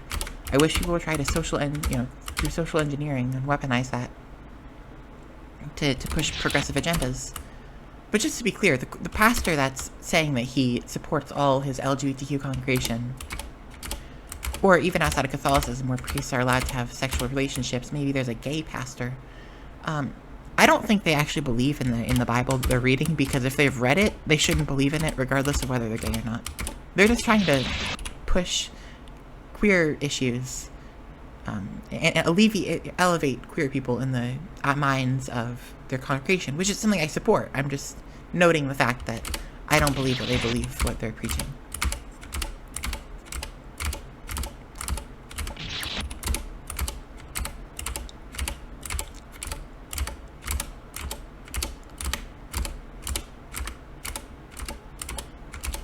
Also, I'm just gonna say this. Anytime that a quote-unquote conservative gay or a traditional gay or whatever says that they don't support transgender people or that that's too far for them, I just call them on their bullshit. I don't believe they're real. Either they're faking being gay to legitimize their bigotry among the right wing, or they're faking. What am I gonna say? I forgot how I was gonna place that. I mean, it could be that they're faking being gay to legitimize bigotry among the left wing. It could be that they're faking, that they're attacking trans people to try to lift up cis gay people in the eyes of the conservatives. I wish they'd stand united, though. Stand united on that. That is not a time to be pushing someone else down to push yourself up, because that never works in fascism. The social engineering you should be doing is to impersonate the right wing and bring people left, move the Overton window left. You should not be trying to push down other leftists to move your own views right. That's not what you should be doing. Because and the reason I say that, like, I look weird at gay people that are supposedly anti-trans is because drag has existed. Trans people have existed for hundreds of years. They didn't have modern HRT, but they had prior forms of HRT. Or just of dressing up in drag, and in outfits similar to drag. Like, this has been a part of gay culture for well before I lived, well before my parents were born.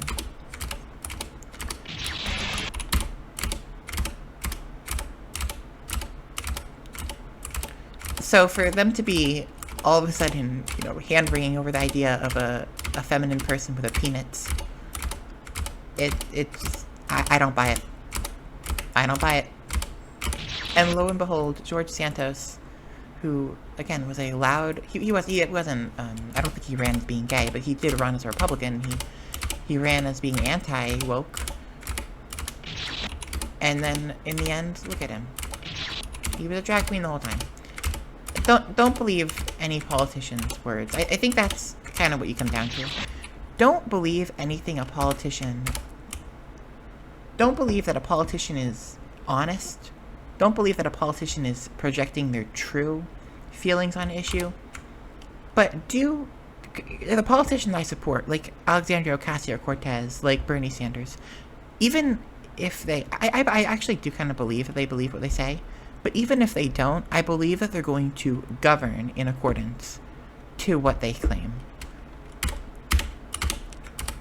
And to be fair, I think George Santos did that. I think George Santos voted exactly how he said he was going to vote on issues. it's really the right wing that tends to get behind politicians with the argument that they're anti-woke, they're Christians, they're arguing about their personal life. And that's how you'll have people like Lauren Boebert, who, how Christians get behind her, I do not understand. She's like the third, and she raised the fourth chain in a teen pregnancy chain, at least.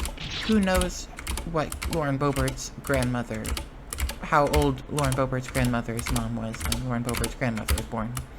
But just popping out kids at 17 over and over again is not a good Christian, so to speak, history. But they don't care, because for some reason when Lauren Boebert says that she's a born-again Christian, her supporters in the alt-right just believe that. And she votes in accordance with her own platform. So I guess I'm talking about two different things here. In fact, I think Donald Trump being supported by evangelicals is the greatest proof that that view of vote based on what you think they're going to govern on, not who they are, is effective. Compared to Kristen Sinema, who is a bi woman who went on to basically become a Republican in Democrat shoes. You know, she was seen as progressive because she was bi, regardless of what her actual platform was. Although I think she also lied about her platform. Politics are confusing. I don't know how to explain them. Oh, yeah. Okay, moving forward, though, in the future, what people need to do. Vote for politicians based on what you think they're going to vote for, not based on what kind of person they personally are. Like AOC, she happens to be the working class. She happens to embody a lot of what I believe in every part of her life. But if there was a politician who, say, was born from wealthy parents, who grew up working in, say, working for internships with these wealthy companies, working for wealthy companies that his parents owned, and then he just so happened to, you know, he leaves that life behind, and let's say he goes on like some retreat, or just gets involved in his community and realizes he's wrong. This sounds like the Buddha story. The Buddha was born rich, and then he saw the common folk and completely changed his view of life. So if a politician who comes from a wealthy background, who maybe even has the support of his wealthy parents, but who promises to govern in a progressive way, I'd take that over someone who was born poor and then has a lukewarm, like, typical Democrat platform. Someone like Luigi Mangione. If Luigi Mangione for Congress, let's go. I take him, though, because at the very least, he's a kind person. At the very least, he sees injustice and he wants to fight it. Like, I would support Luigi Mangione as a senator, as a House of Representative.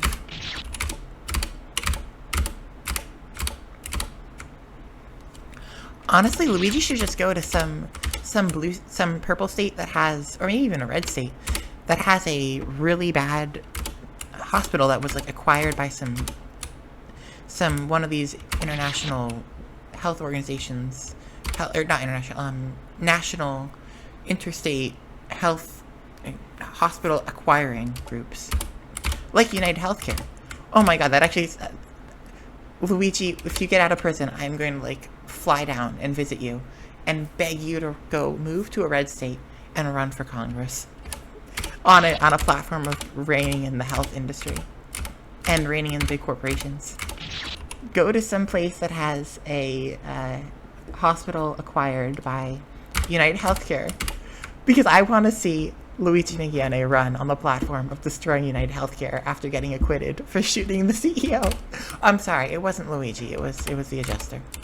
After being pinned for the crime of another man shooting the CEO of United Healthcare, Luigi Mangione runs against United Healthcare and gets a progressive independent Democrat seat, or independent or Democrat seat. Let's make it happen.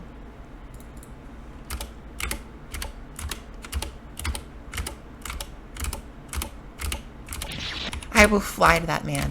I will beg him to run for Congress in a red state.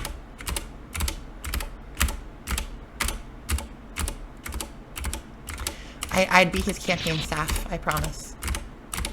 I'd do such a good job. I'd write the most awesome speeches. I definitely would not use my position as campaign staff to put in a bunch of weird fan game jokes that no one gets, I promise. I'd just make Luigi Mangione go up on stage and yell 254.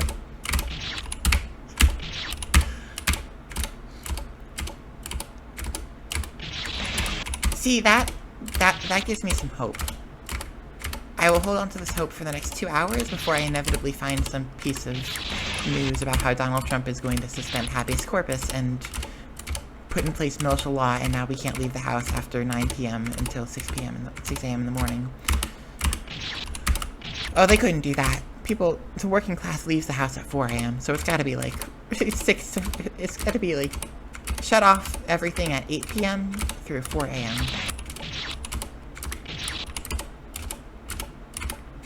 That's how you institute the curfew. 8 p.m. to 4 a.m. Jump back and forth.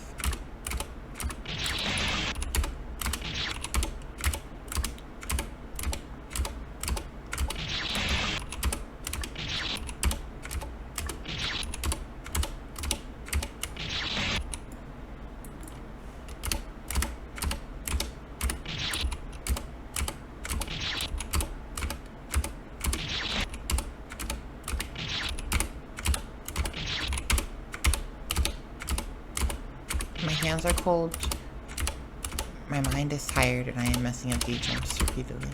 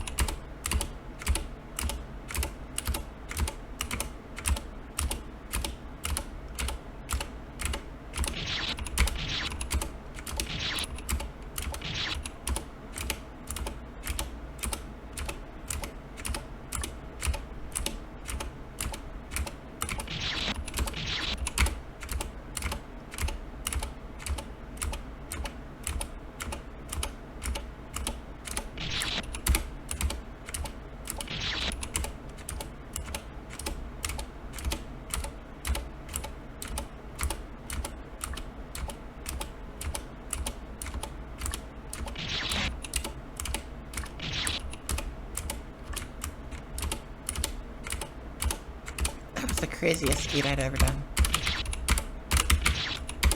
I was like, yeah, I did some weird. I was ready to go back, and then I had to like circle.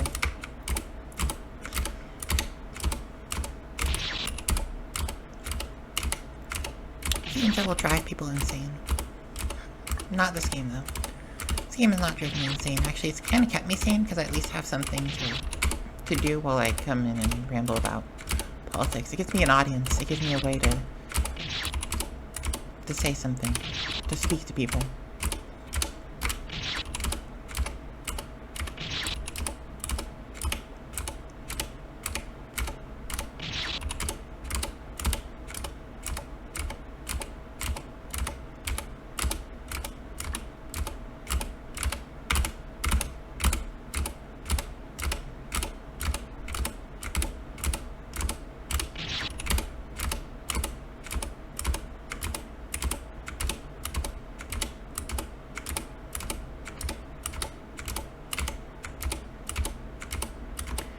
I think I mentioned BetterHelp, didn't I? I mentioned BetterHelp when I was talking about the social isolation we have.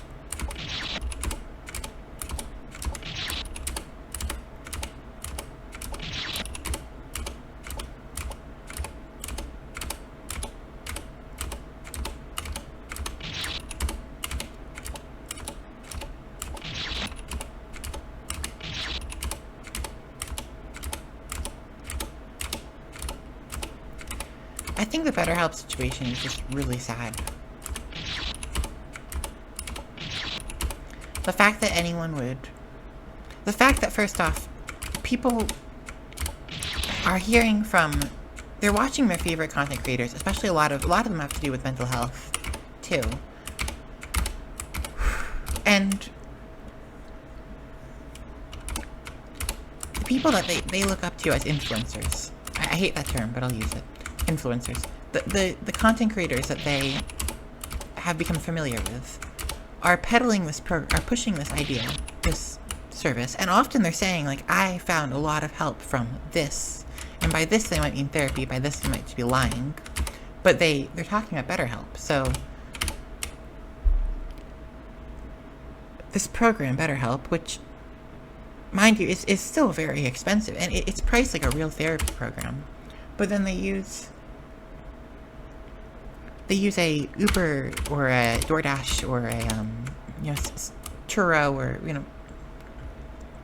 they use a side hustle platform to get people to work for the company. And so you have unqualified talent, but on the back end. But then what they're presenting themselves as therapy, which is a legitimate service and one that there's been a big push to destigmatize. So BetterHelp is riding off the back of, BetterHelp is Silicon Valley riding off the back of people that have tried to destigmatize mental health therapy for years of effort spent, decades spent trying to make psychology something that would have you ostracized from your community for seeking, to something that was widely discussed in public. And then Silicon Valley is coming in and melting that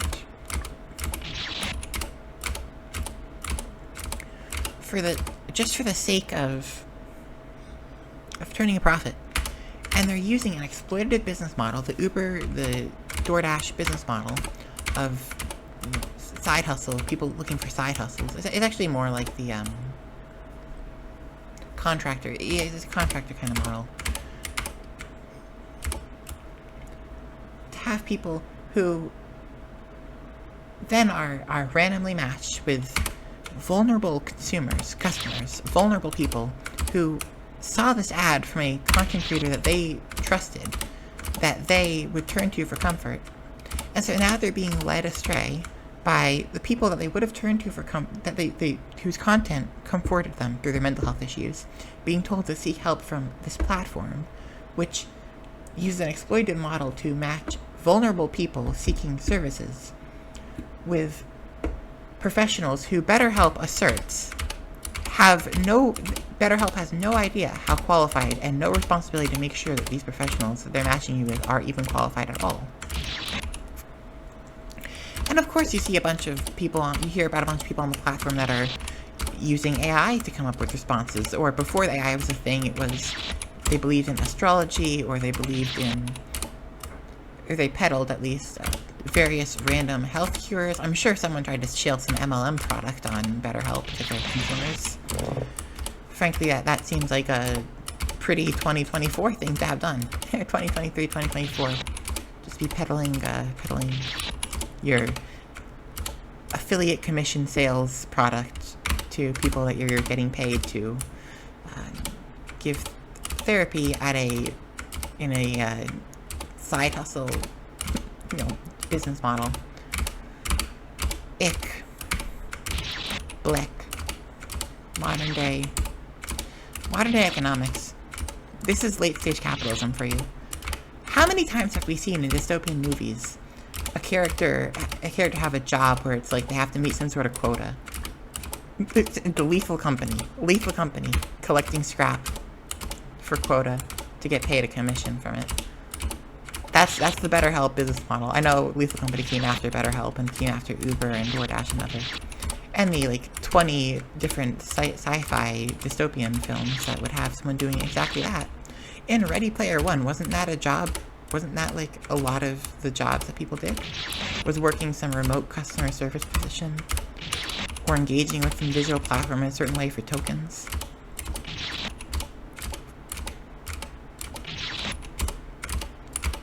We are living in a dystopia.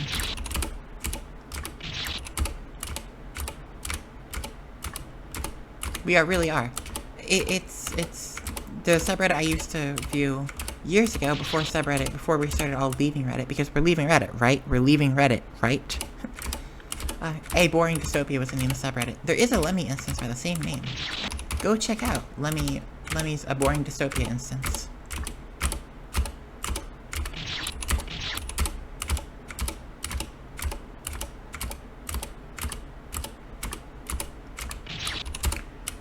In fact, I'll go open it up right now. Why not?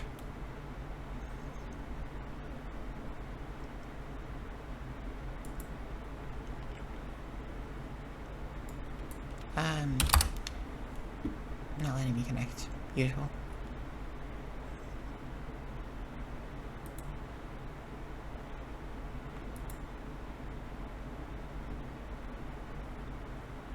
I'm just gonna go check them out right now. Just make sure I have the name right.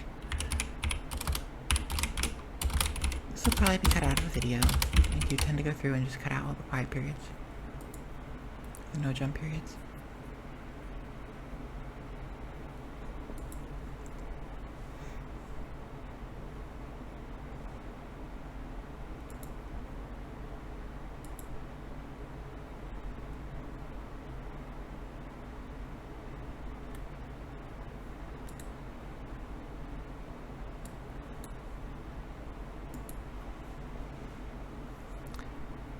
Yep, Lemmy A Boring Dystopia. The community handle is just one word. A Boring Dystopia.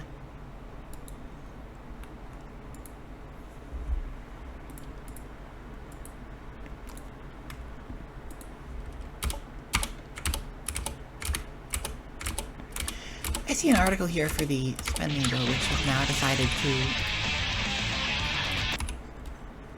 I feel like the internet's just falling apart right now.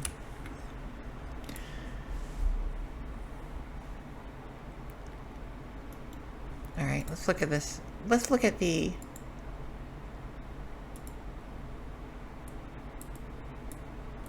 Let's look at the Trump GOP bill that would spur unparalleled wealth. And as I'm doing this, as I'm trying to open this up, 15 pop-ups are popping up. Oh my fucking god. It was one pop-up, but I'm angry, so wah.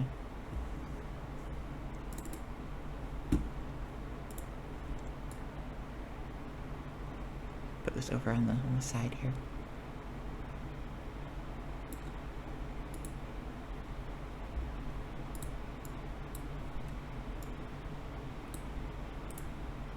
Why is everything online so hard to move around? Wah. Okay. The Nonpartisan Congressional Budget Office said Tuesday that the Republican legislation speeding through the U.S. House of Representatives would cut household resources to the bottom 10% of Americans, while delivering gains to the wealthiest in the form of tax breaks. If enacted, this would be the largest transfer of wealth from the poor to the rich in a single law in U.S. history.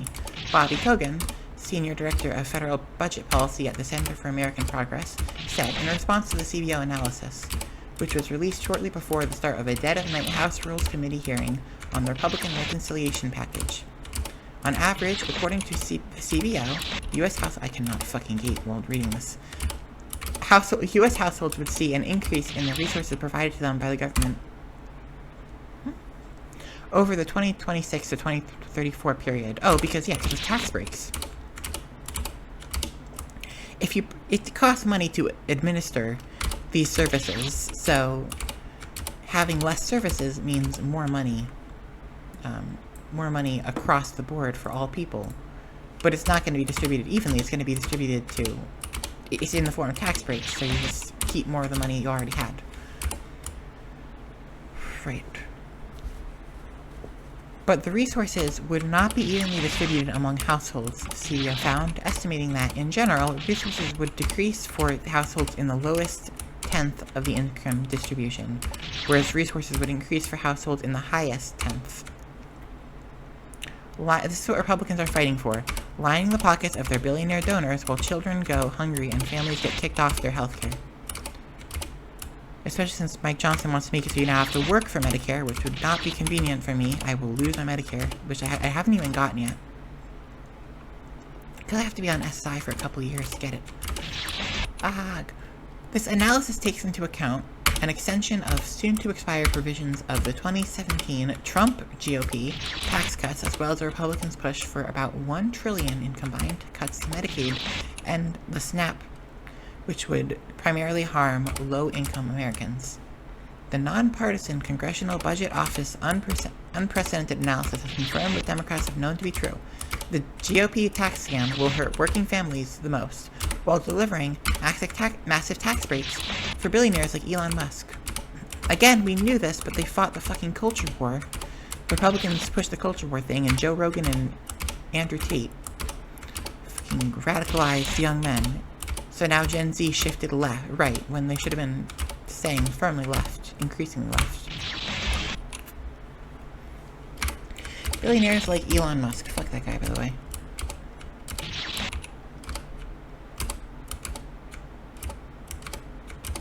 Any claims otherwise are intentionally deceptive regarding the Republican plans to rip healthcare away from nearly 14 million Americans and take food out of the mouths of millions of people, including children and seniors, said Jeffries. Republicans are attempting to quickly jam this unpopular legislation through the House because they know that the longer they wait, the more it would come to light about this cruel and unconscionable bill. This cruel and unconscionable bill. For a party that claims to be for the working class, this analysis indicates the opposite. No shit, the Republicans are not for the working class. No shit. But I guess you gotta say it out loud for the people in the back.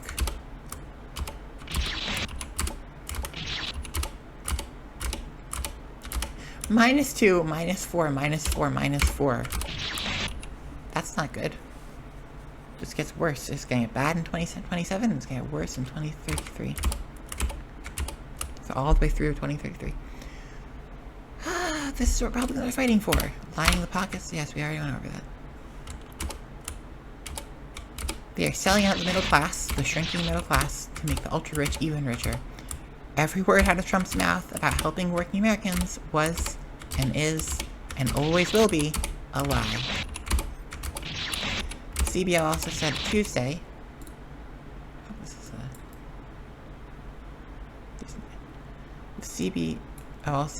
that the Republican reconciliation package, which Trump has championed, would trigger an automatic cuts to Medicare spending. Reductions at the nonpartisan body did not factor into its distributional analysis. The CBO's analysis also did not include the impact of a tender deal to boost the cap on state and local tax deductions. Oh, wow. Yep. No shit. No shit. Unconstitutional rampage, indeed. Well, that's the news. So, yeah, they're gonna be giving tax cuts. I mean, Elon Musk's already gone through with a chainsaw. In some ways, a literal chainsaw he's been holding in his hand.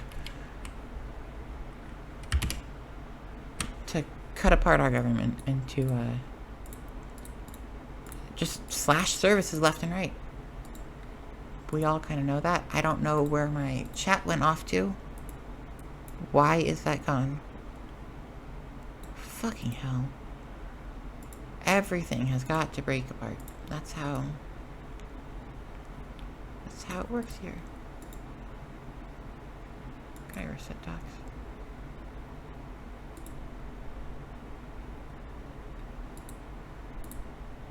I got it back. Why does everything feel like it's falling apart constantly? I try to use the internet and stuff just doesn't work the way it should. Man. I'm tired, folks. I mean, I know. It's not doing anything to say I'm tired, but I'm tired. I'm worn down.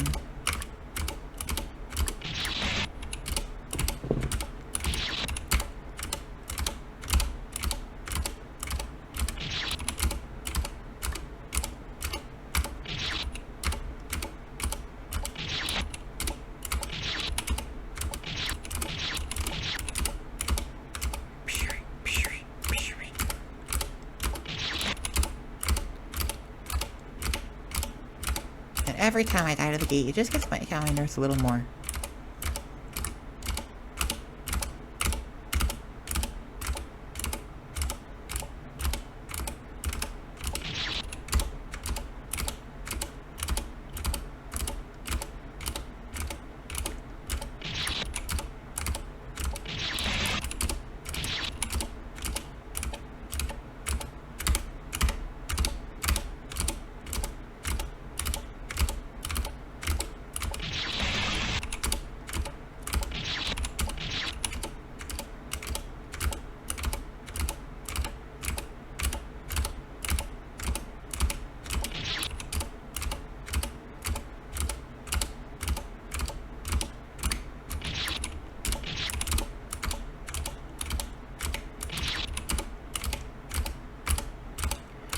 I think I'm gonna go for 7,200.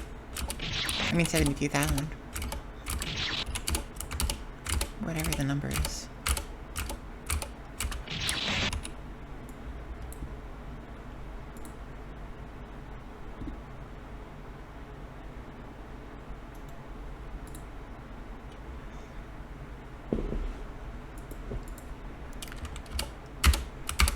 You know, one thing I've kind of juggled a lot in my head, one idea, one question I've juggled, is what role that the decreasing college enrollment and education, which is something I've been pushing for, has actually had on this issue. Because on one hand, I don't think that college makes people more politically aware. I think, in essence, college really comes down to just it feels a lot like, from what I've heard, like a high school, but it feels like high school. It feels like a high school. Like an old high school, before high school got dumbed down and corporatized. I've heard of some colleges, and we'll have to, I'm not going to say anything right now. I'm going to stop speaking for a moment while I look this up. If you've got a smartphone or a Facebook account, if you shop online or use a ride-sharing app, companies are collecting a lot of data about you all the time. If you are a college student, your school may be doing the exact same thing. Drew Harwell at The Washington Post took a deep look at the technology that universities are using to track students. Welcome. Thank you. So let's just start with a snapshot of what surveillance on a college campus actually looks like. Can you just paint a quick picture for us? So it terrifying. all revolves around that phone that students have in their pocket. What happened to when they go independence? into certain classrooms, there will be these Bluetooth beacons installed around the room that can log whether they have attended the class, whether they've gotten late, whether they left in the middle of the class. Wow. All that data ends up going back to the college. And then sometimes when they leave those rooms, there will be Wi-Fi access points that can track wherever they go on campus 24 hours a day. And, for some students, it's up to 6,000 location data points every day. You write that most of these schools use this That's not technology good. simply as a way to monitor class attendance. But what else are schools using this data for? Some of these schools are taking it all the way to the point where they feel like, hey, if we have enough precise location data on people, we can start telling maybe whether they're going through a mental health crisis. Okay, that right there is a red flag.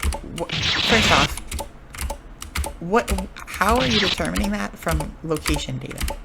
That's very alarming. That's alarming to me. Maybe not so much if they are able to determine it, but why do they need? I don't want them to have that information. What happened to college being a place for people to be independent? What happened for college being a place where people could? Is this college supposed to be about learning independence? Now, I'd like to know how you turn this off.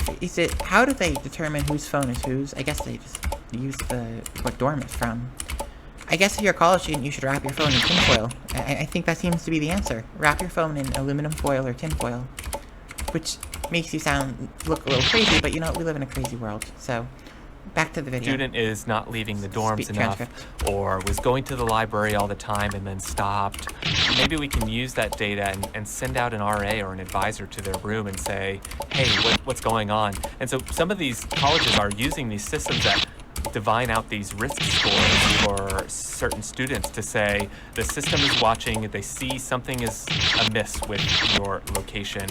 What's going on and what can we do to respond to that? And do we have a sense yet of how accurate those so-called risk scores are at pinpointing students who are going through hard times? that's the big question. College. Also, if a student's going through hard times, leave it to the student to make a statement about that. If a student wants support, they want support. If a student wants to be left alone, they want to be left alone. I feel like it's not that hard to expect people to... This is how everything has always worked. When does this become a problem? Students who are going through hard times don't want to... Students who are grieving, like when I've been grieving, I don't want a random professional showing up at my door to ask me if they can help, especially if they're actually not going to do anything to help. Like, the things that, if they can't fix the problems, if, let's say a student's mother dies, right, and they stop going out to the library, can you bring my mom back? No, you can't bring my mom back. So what would that do? So what if the student stops going to the library as much and spends a week in bed to grieve? Is that so horrible? Is that a sin in the modern era to grieve the loss of someone? If after the 2024 election, let's say I was a college student and I just decided to stop going anywhere outside of just the, outside of to my whatever class I have to go to, is that, I'm not looking to talk to someone else about politics. I'm not looking to have a huge political discussion. In fact, I was very angry and I was just kind of yelling at people, and I frankly would still do the same. I still should do the same. I'm not looking to have a in-depth political discussion about the 2024 election. If I'm looking to grieve, I'm looking to grieve, and I can do that alone. If I want support, and you can actually provide it, great. I'll come to you.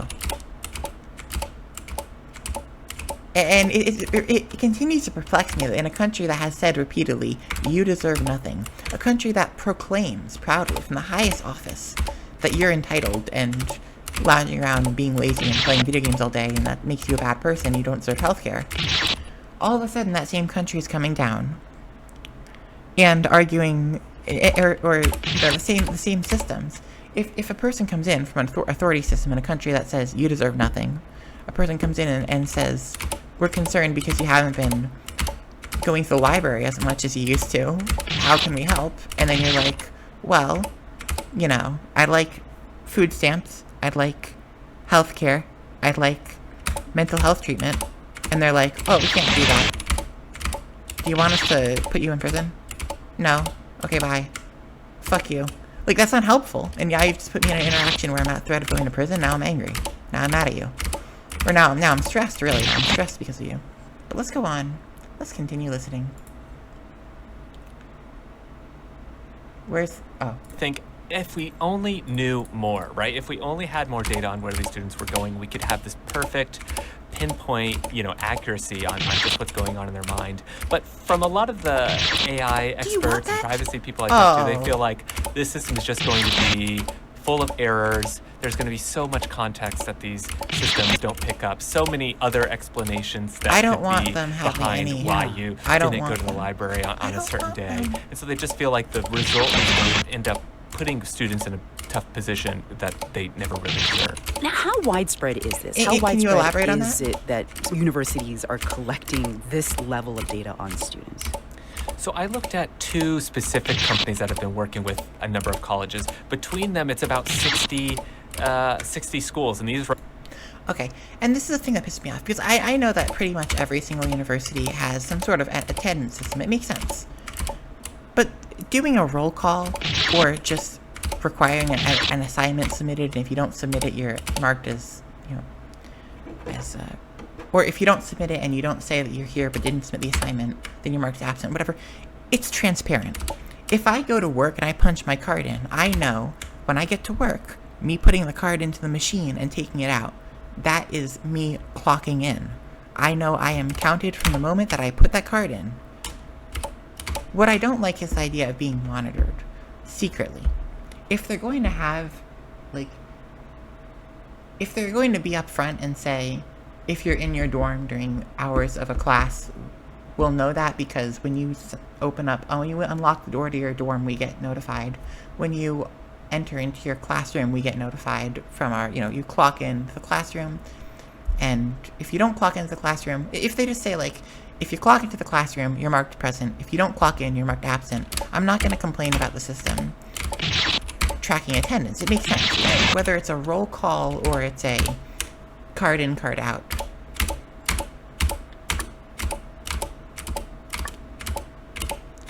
It doesn't make much of a difference to me. But this kind of stuff is just, it's creepy. It's Big Brother. It's Big Brother watching you. Hello, why are we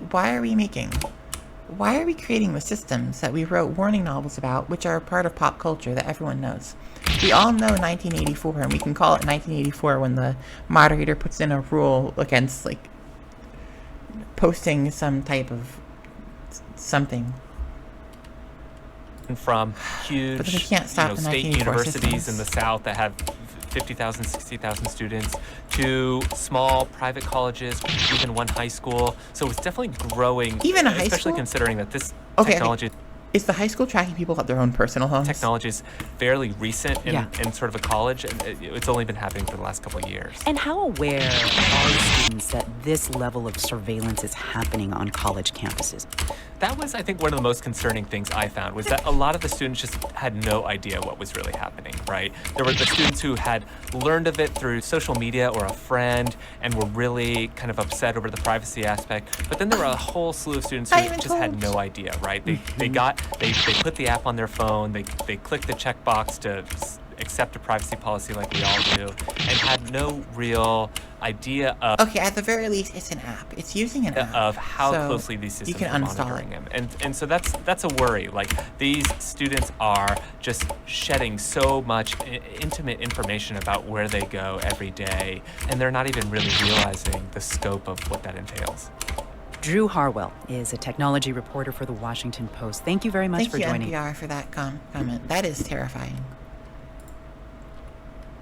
So this article seems to be nailing exactly what I'm trying to point out here, so I'm going to cite this. I don't know the Washington Examiner as a source, so before I do anything, I'm going to look up their Trustpilot. It is a conservative magazine. Media bias fact check them. But that surprised me, because if I'm finding in line with a conservative magazine, it sounds like this is not a partisan issue. Is Trustpilot the name of the site? Or am I thinking something else? No, I don't know what the hell Trustpilot is then. What the fuck is Trustpilot? What it is? Oh, it's a customer review thing. Okay, I'm talking about media bias fact check. It's a right-leaning... It's like The Hill. Okay, I'll take them then. We can use this one. Hell, you know what? I'm gonna take the opportunity to find a bipartisan, an issue that's not just left versus right. Gotta make myself seem like a non-divided person. Wait.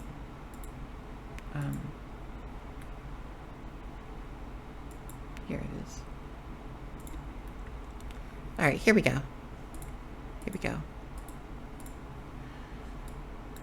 Creepy. Colleges are using cell phone data to track students and monitor attendance. Administrators tracking someone's personal cell phone to monitor location sounds like something the Communist Party might do in China. This is not just some hating on communism. China had some universities in China were pioneering smart vests, which would track students' attendance. Smart uniforms.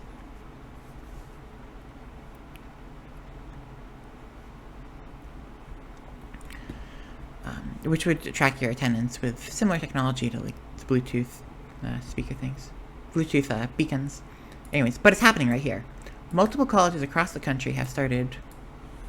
Let's cover other stuff and start doing gate jumps. Ha! Productivity. Wait, let me also move that over. There we go. Love doing this.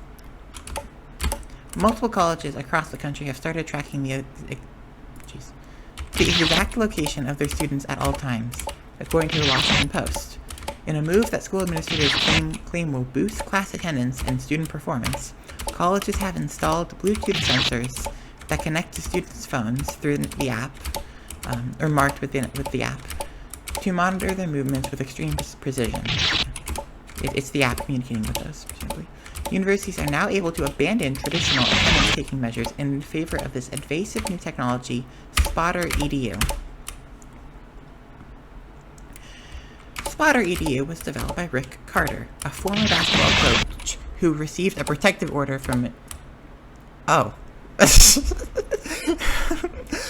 A former basketball coach who received a protective order from DePaul University for allegedly threatening the school's athletic director and head basketball coach.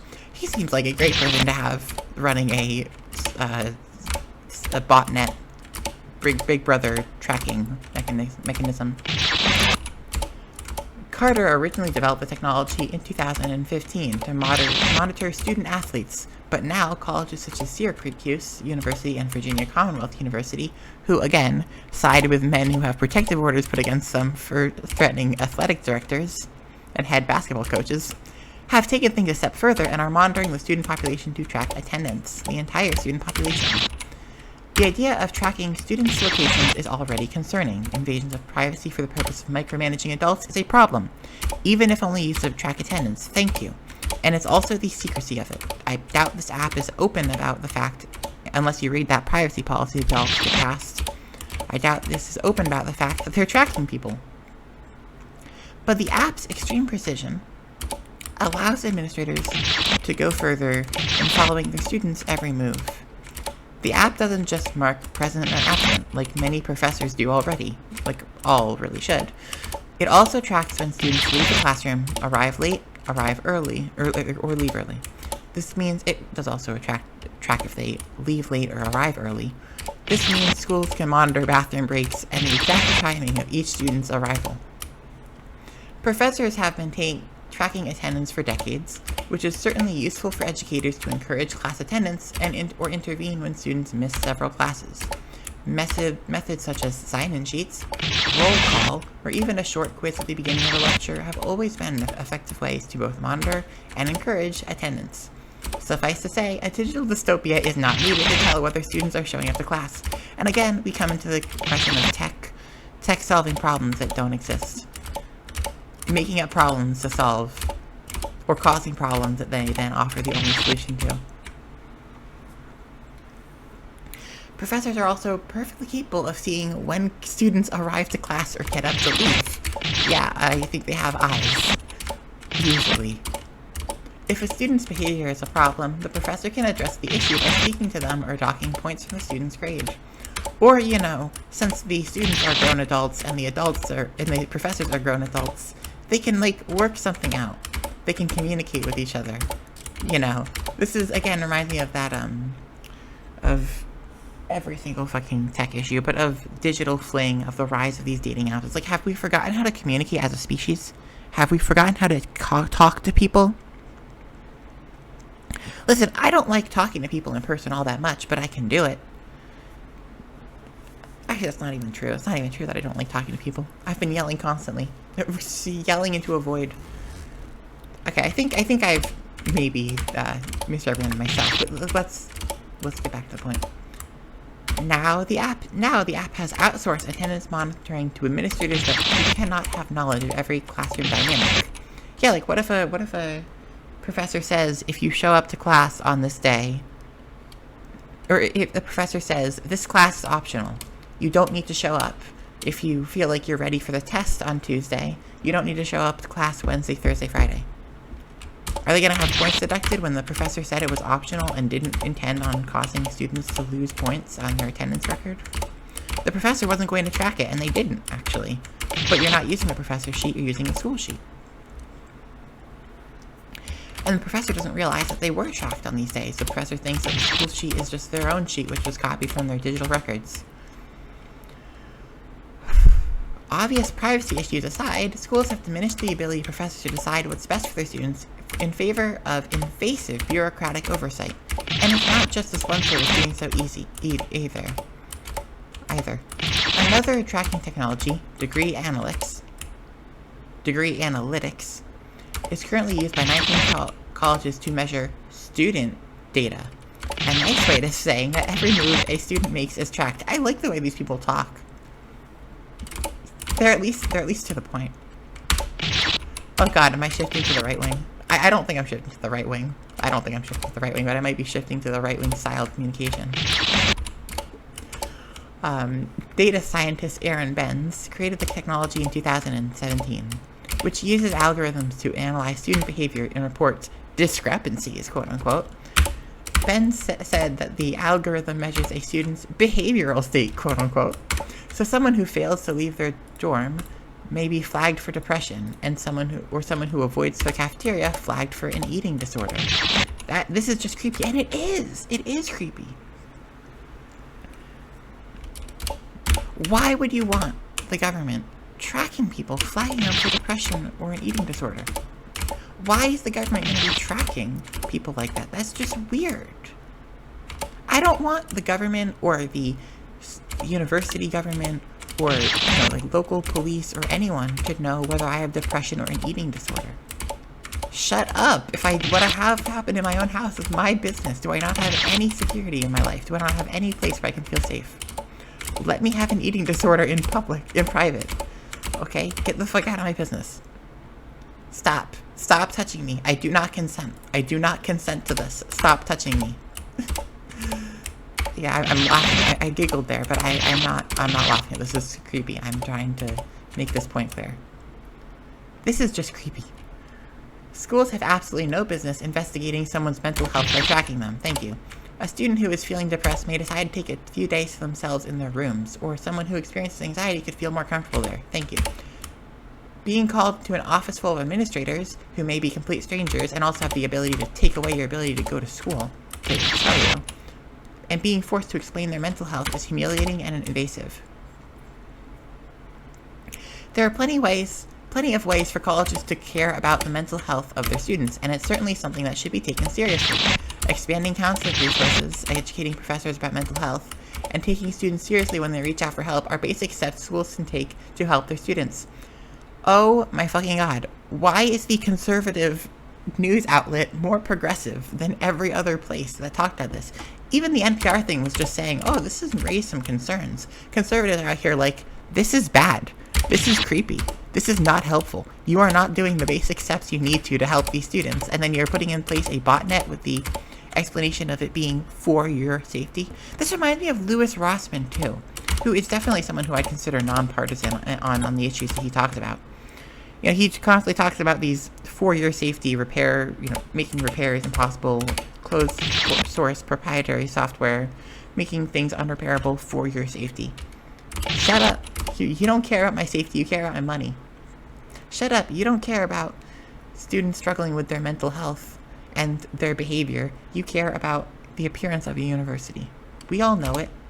No one's fooled by this. Shut up. The purpose of higher education is to prepare students to excel in their lives and careers, but the invasive oversight of our current system is crippling an entire generation of college-aged adults. Soon, students may just be better off not attending altogether. Thank you. Say it extra loud for people in the back. Soon, students may just be better off not attending altogether. Stop going to college. And I know, I'm going to get flack from this, because sometimes people look at me and they say, or they look at Trump supporters, they look at the MAGA increase, and they look at the decreasing college enrollment, and they say, people who don't want to go to college, people who are saying don't go to college, are causing this problem. My perspective of college has always been, and for years has been, crystal clear, and I think I've said it very plainly, very directly, repeatedly, the same way. I do not have an issue with the idea of education, nor do I have an issue with the idea of higher education, nor do I have an issue with students engaging in higher education.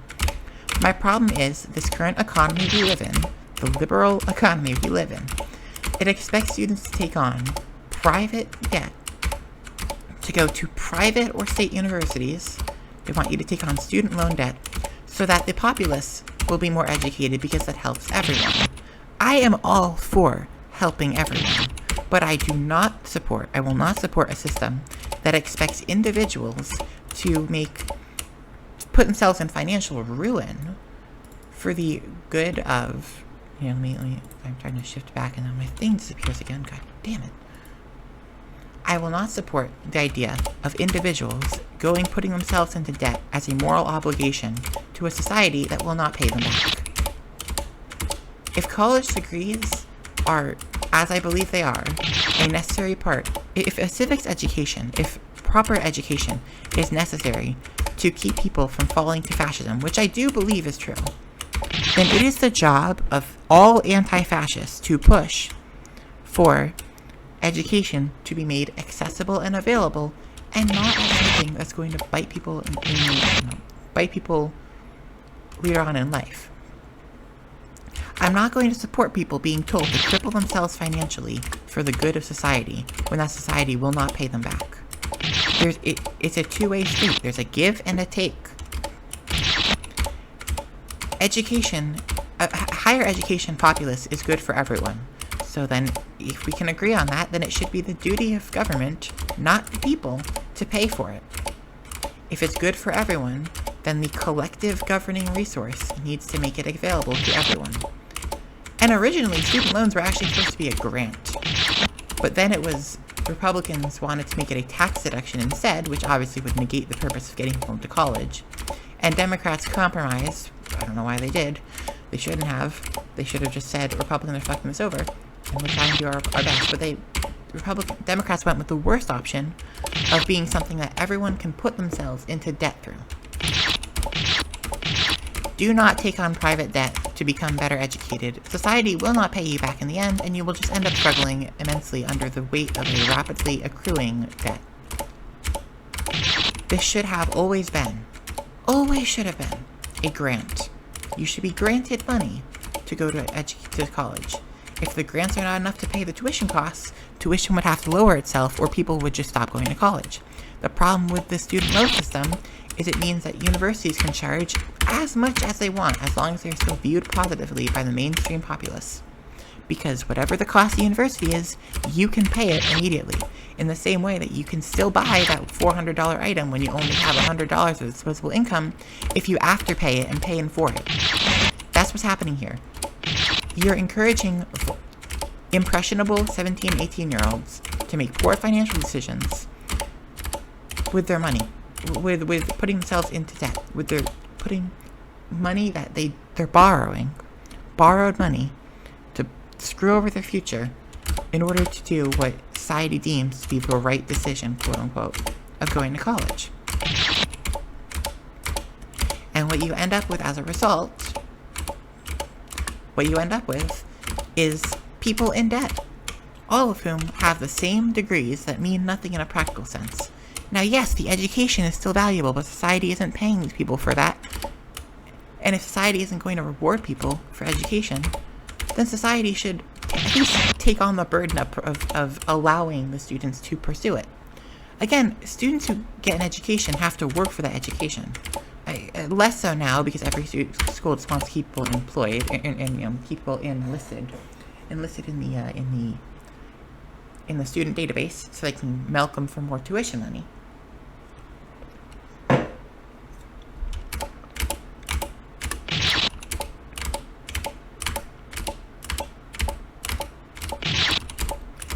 Again, if it's for the good of society, which I believe it is, education universities for the good of society, it should be society's job to pay for it. I am going to discourage people from taking on personal debt if they're not going to be rewarded. In the same way that I discourage you from opening up your home to complete strangers, even though it's better for people who need a home, because there's a bigger societal issue here, and we need to address it. If tuition is too expensive for people to afford, and I tell people not to go into debt and not to go to college, my hope there is that tuition would lower so that it would be a better investment. That makes sense. If the outcome does not justify the cost, and people stop doing something, the cost needs to be lowered or the outcome needs to be increased. In this case, less people with degrees would increase the values of those degrees. And less people going to college would inspire colleges to lower their tuition prices. colleges only get paid if they have students to pay the tuition costs.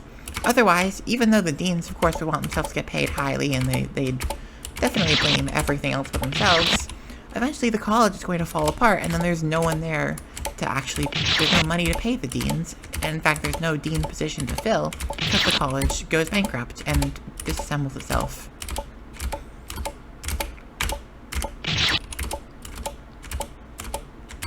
Or perhaps it gets bought out in a leftist government. It gets bought by the government, the leftist government, just buys the college and then runs according to the will of the people.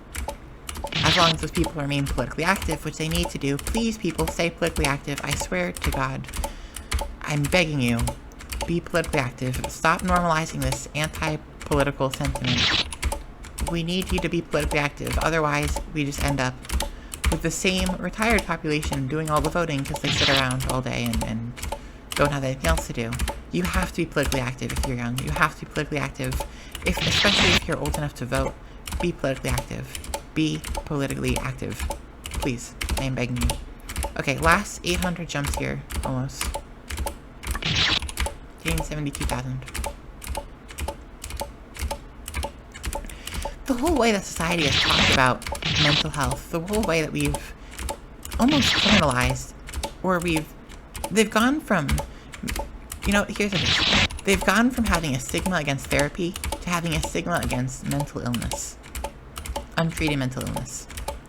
Now, it's totally normal to say you have depression and anxiety, but if you're showing symptoms, there's all these virtue signaling programs that tell you that they want to help, but then in the end, they just don't exist. And in fact, people who are in a position to help laugh at you and say that you should have a job if you want Medicare because you're not worth anything just being a member of society. You have to be a working member of society in order to have any value.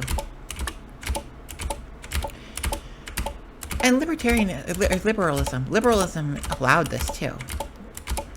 In a society where where companies have free reign to, where money is all that matters. In a country where money is the value system. Thankfully, that means that things like women's liberation are supported by liberals. Black people having equal rights, is supported because an equal skill or a more skilled black person would do a better job and therefore be worth more in the financial ecosystem than a lesser skilled white person. So liberalism is correct in that it does attribute value independent. It doesn't fall into the same tropes of traditional women having, staying in the kitchen and of black people only being able to work lesser jobs. But at the same time, it also ends up villainizing people who are less productive. And it normalizes a lot of discrimination that, unless it is specifically prohibited. In fact, I should not give liberalism credit for the civil rights movement, because there were many, many wealthy white folk who thought that ending slavery was enough, and that, who supported separate but equal, who opposed Brown v. Board of Ed. There are many white, wealthy, you'd call them liberal. Starbucks, I'm typing in, Starbucks cuts HRT.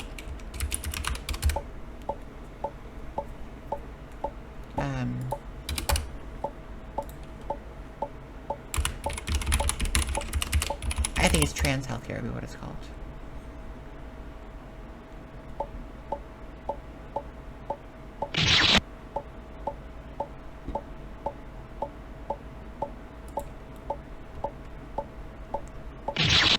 This is a Yahoo.com article written by someone who actually worked at Starbucks, who was trans.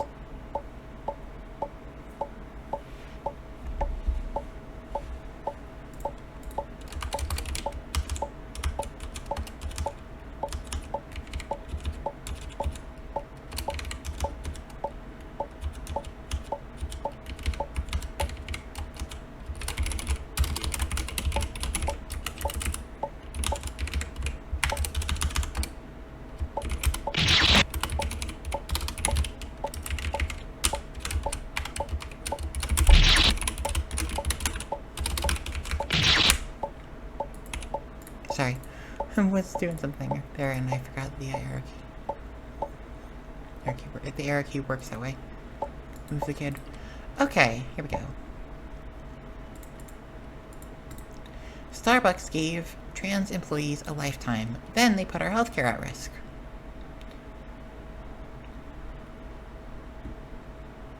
Not only did Starbucks seem to be one of the few places in Oklahoma that even hired trans people, it also offered a comprehensive trans healthcare policy. After being hired at Starbucks in 2019, I was able to afford every step of my medical transition. I felt safer in public, I was able to change my gender marker on all of my documents, and I finally felt comfortable in my own body. The trans healthcare policy at Starbucks changed my life. Since 2018, any Starbucks employee who received health insurance through the company was given an expanded, gender-affirming healthcare plan.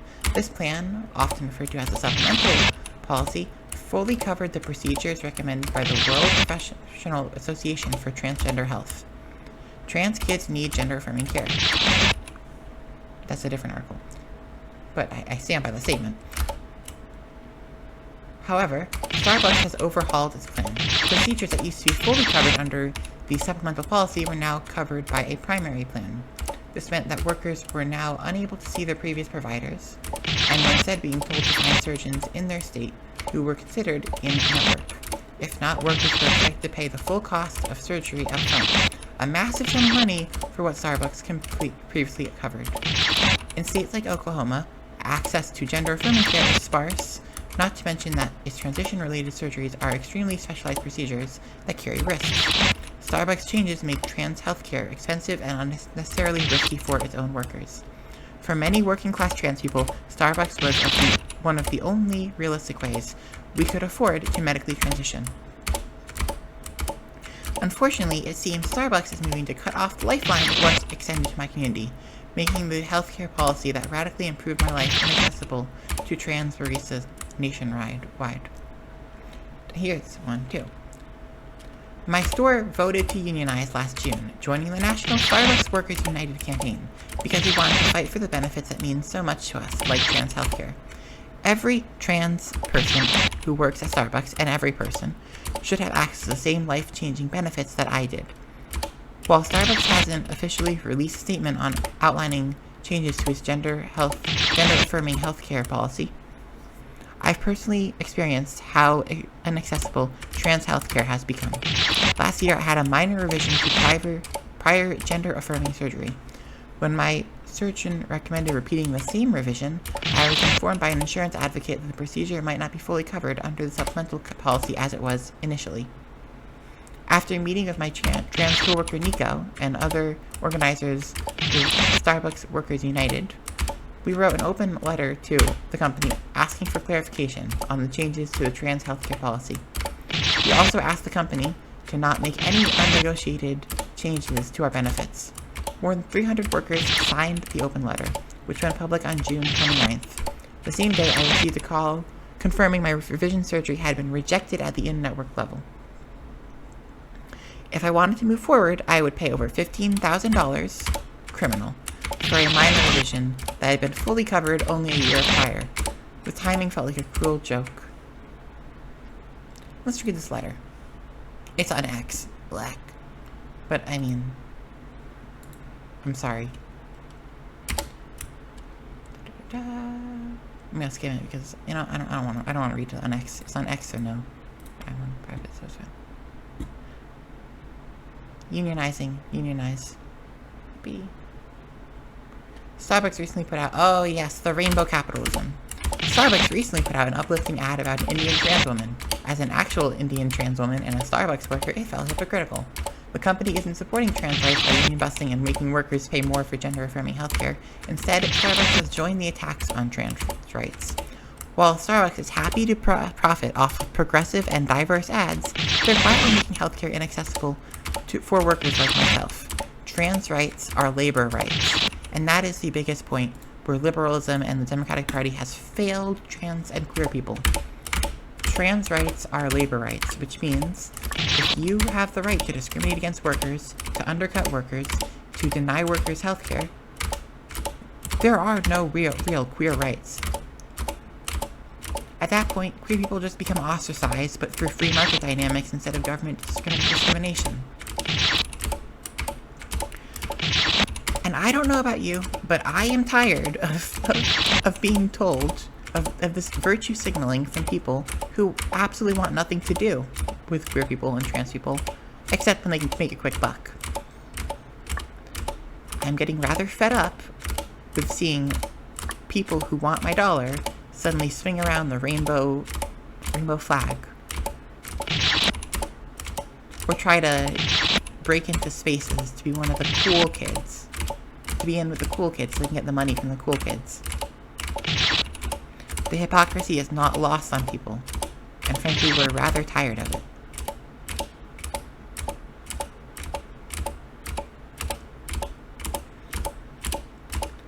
Alright. I'll be ending after I get to 72,000 here. Thank you, Meat Half Bunny.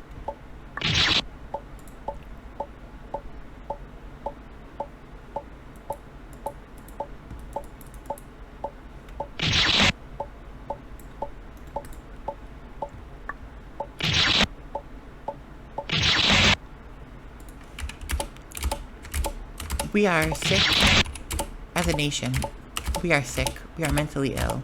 We are pretending we aren't mentally ill. We are isolated. We are lonely. And we are being sold cures in the form of pseudotherapy and AI companions. We are being offered solutions to poverty that are just scams, from MLMs to programs like Turo that are investments that will never pay off. Side hustles like Uber and DoorDash that rip you off.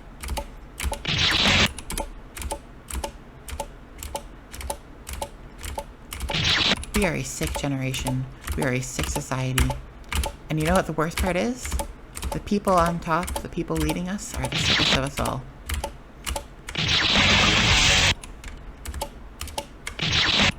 Now, pay leader. Boss babe spam messaging you on social media. Fake job listings, fake hiring managers,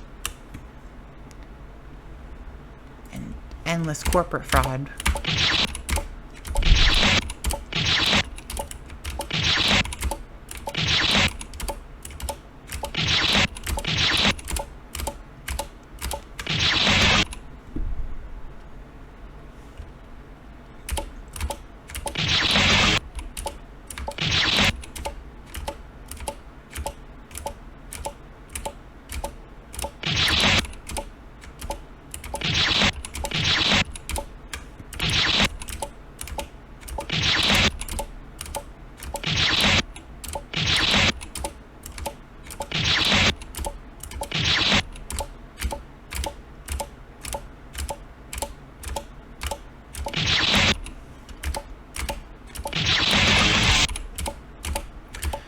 I'm gonna say one more thing before I end off this video. If Governor Newsom becomes the primary or the leading candidate in the 2028 election and I am still alive, I will kill that fucker. I will. I cannot have a repeat of Elon Musk. We not have one powerful person fucking up the world for everyone else. I'd really hope that someone else does it for me. I'd really hope that I don't have to give my life to that. But if it's Newsom or this country, it's Newsom that's gonna die. If it's Newsom versus AOC, someone's gotta kill him. Someone has to kill Governor Newsom. And I hope they can get away with it. I hope I can get away with it, but he needs to go. Let's be honest though, there's not gonna be a 2028 election. There's not gonna be a me in 2028. 2028 Calvar is going to be a rotting corpse in some mass town grave. Yeah, that's what 2028 Calvar is gonna be.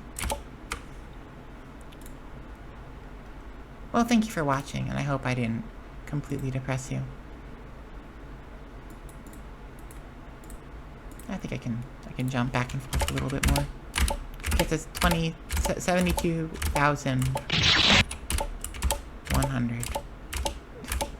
Just to get a nice number.